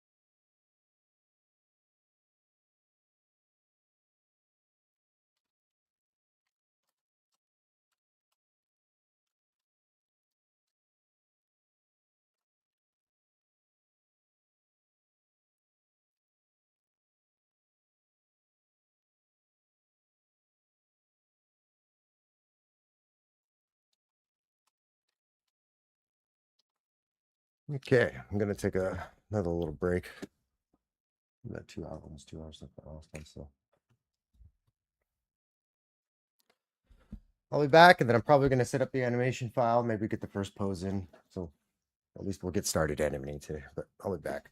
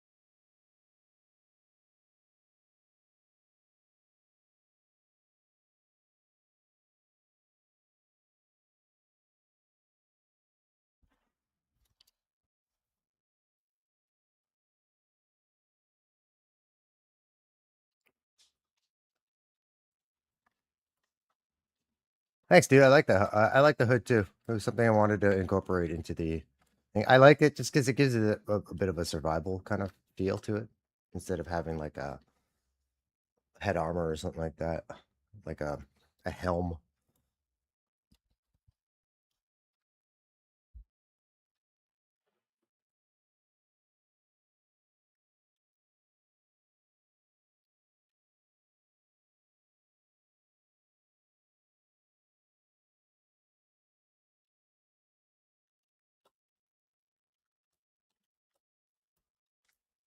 Yeah, thanks for tuning in again today, man. It's good to have somebody chat with every now and then. Just doing the final checks on the rig, and then we can start. I'm not a huge fan of how that. It's okay. We can animate through that. Make sure the head is doing everything I want it to do.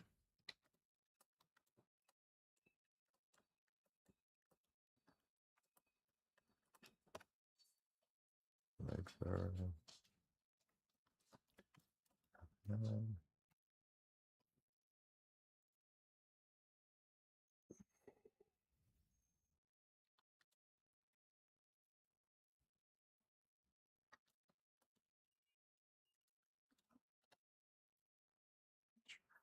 Just properly with that again.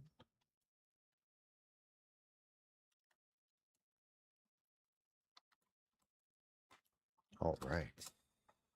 So let's save that.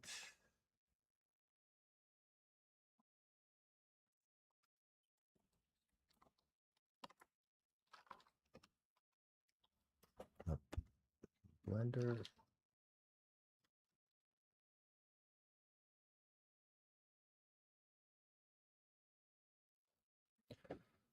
Okay.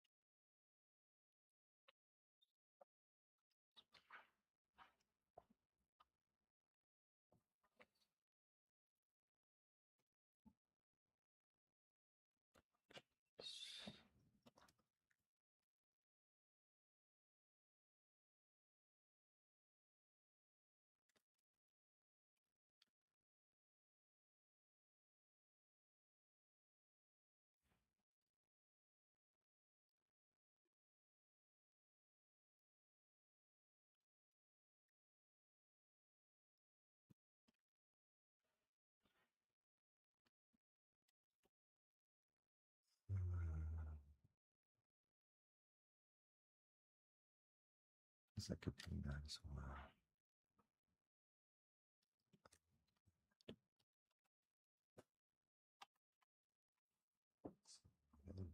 Sorry.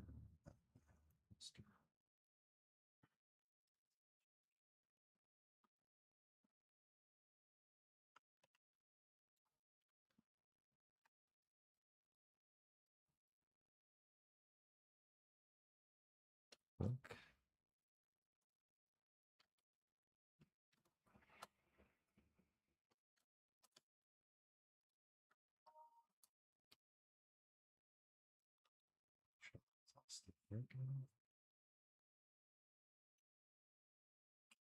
Rig, plate, backpack.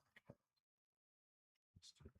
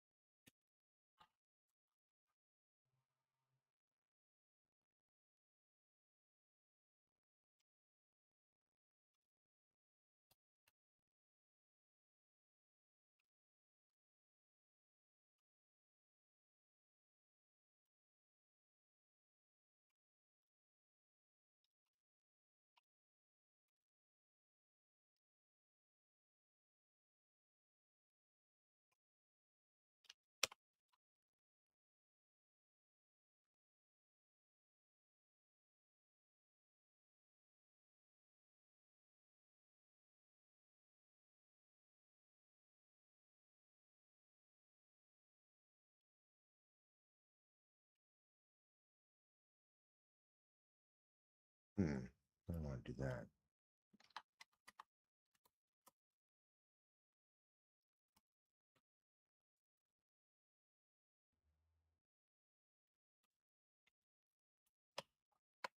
Hey, there you go. Go. That works. That's working. Should strings. All my layers are there. Control this. Yes, sir.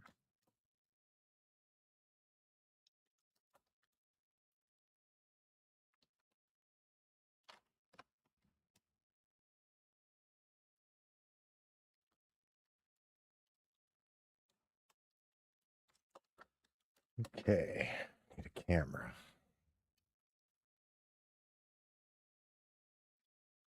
So,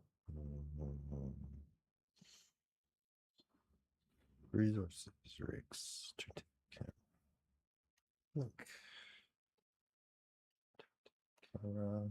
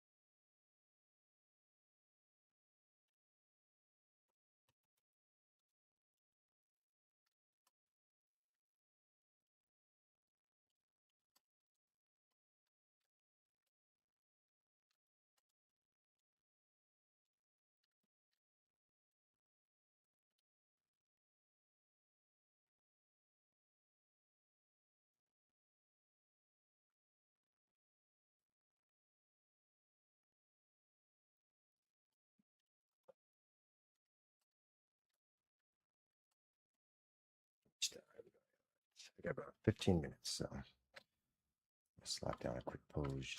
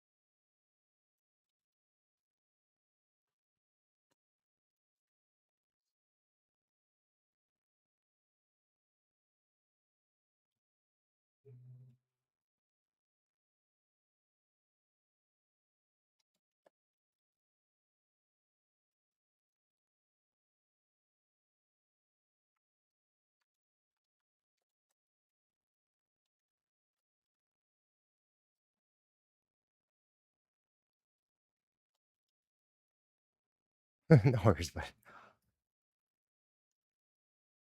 yeah, I've been doing it for a while. So, it's one of those things you just kind of pick up over time. One of those skills you just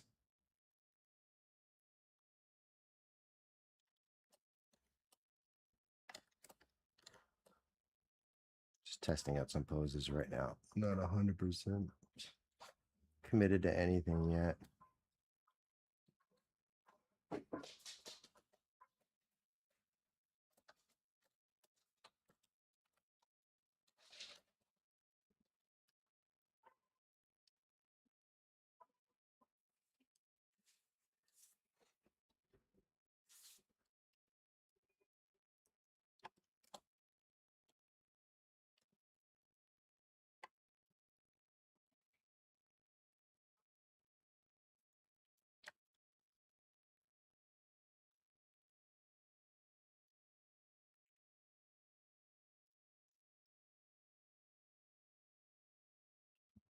I can achieve some of these poses.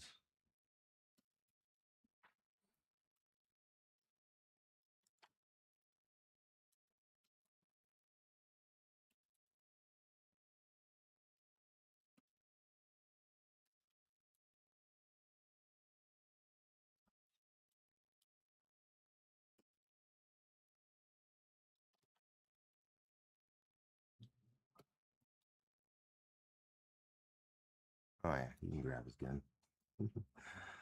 Shield's gonna whack through him. It's all good. Doesn't have to be perfect.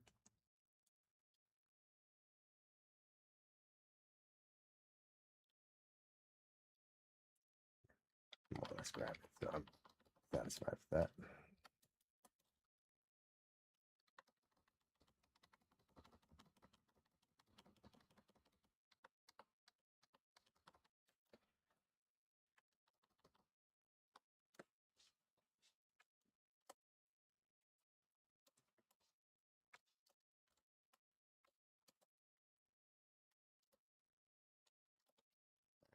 Idle pose.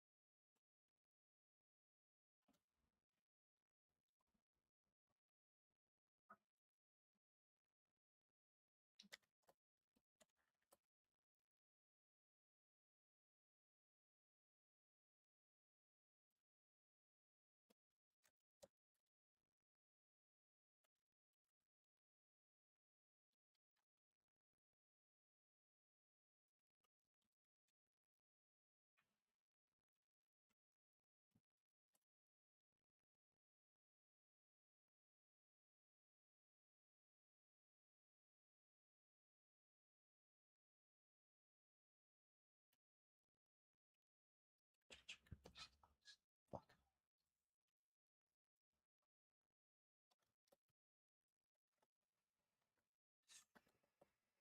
I gotta fix that in the rig.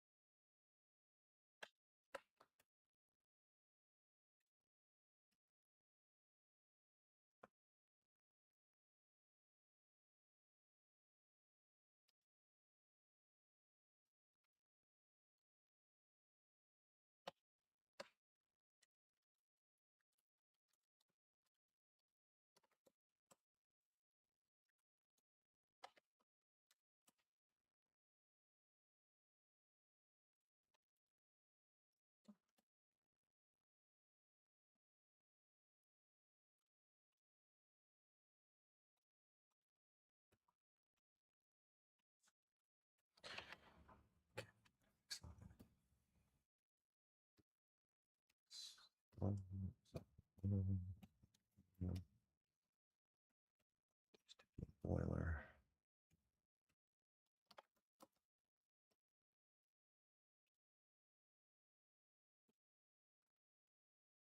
Perfect. Save that. Update the rig.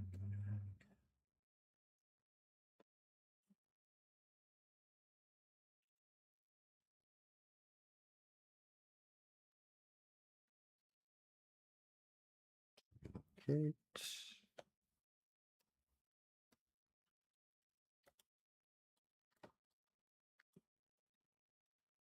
So they should all be boiler now. Yes. Yes. Yes.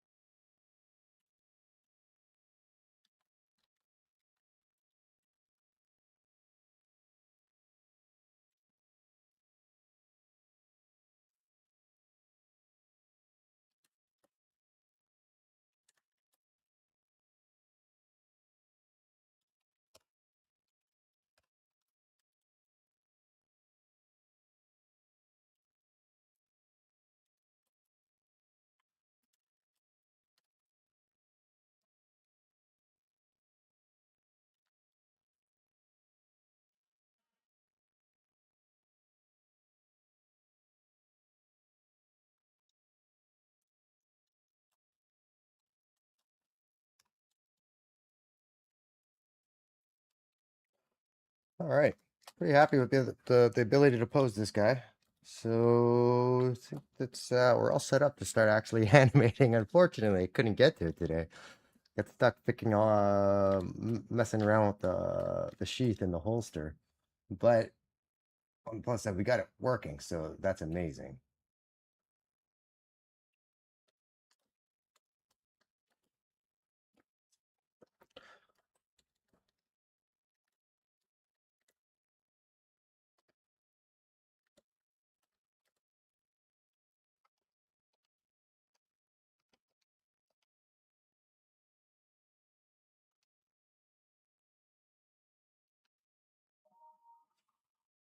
So I gotta drop.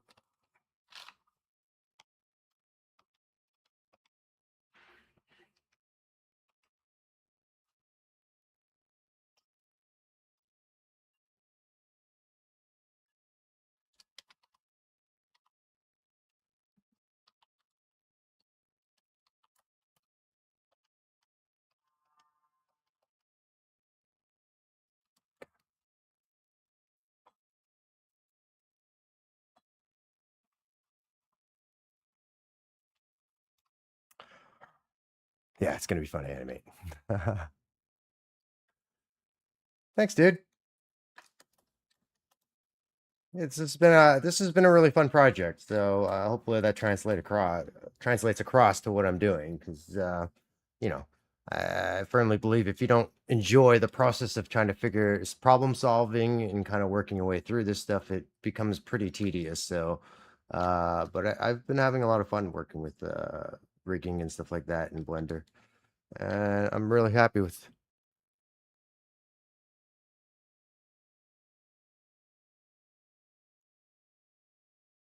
Thanks, man. I appreciate it.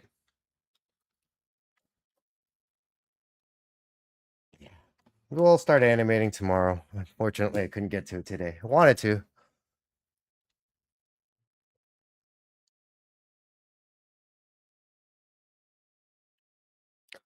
But I'm gonna screen cap that for my little brother so he can take a look for himself.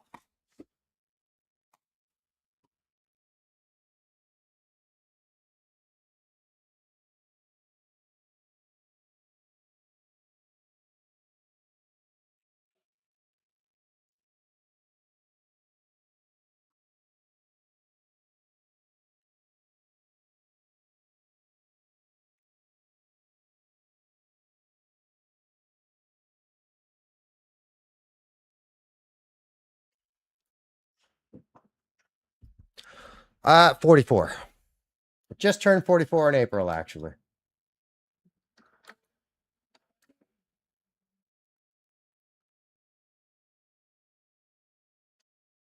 My younger brother is 34.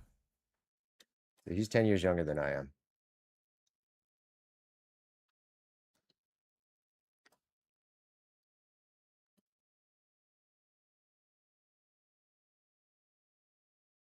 Yeah. Just turned out great.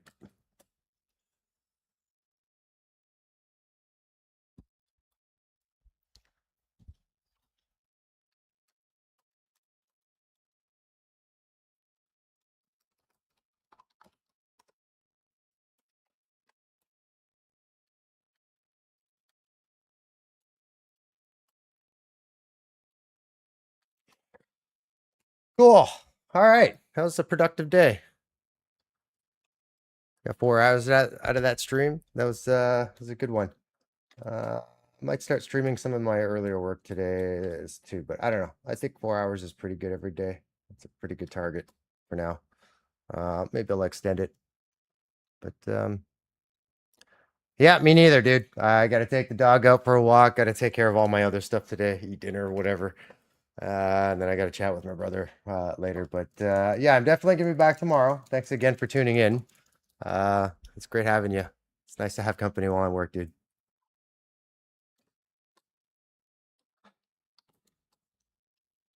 Yeah, let's just save this up to Anim. There. Anim. Oop, no, no.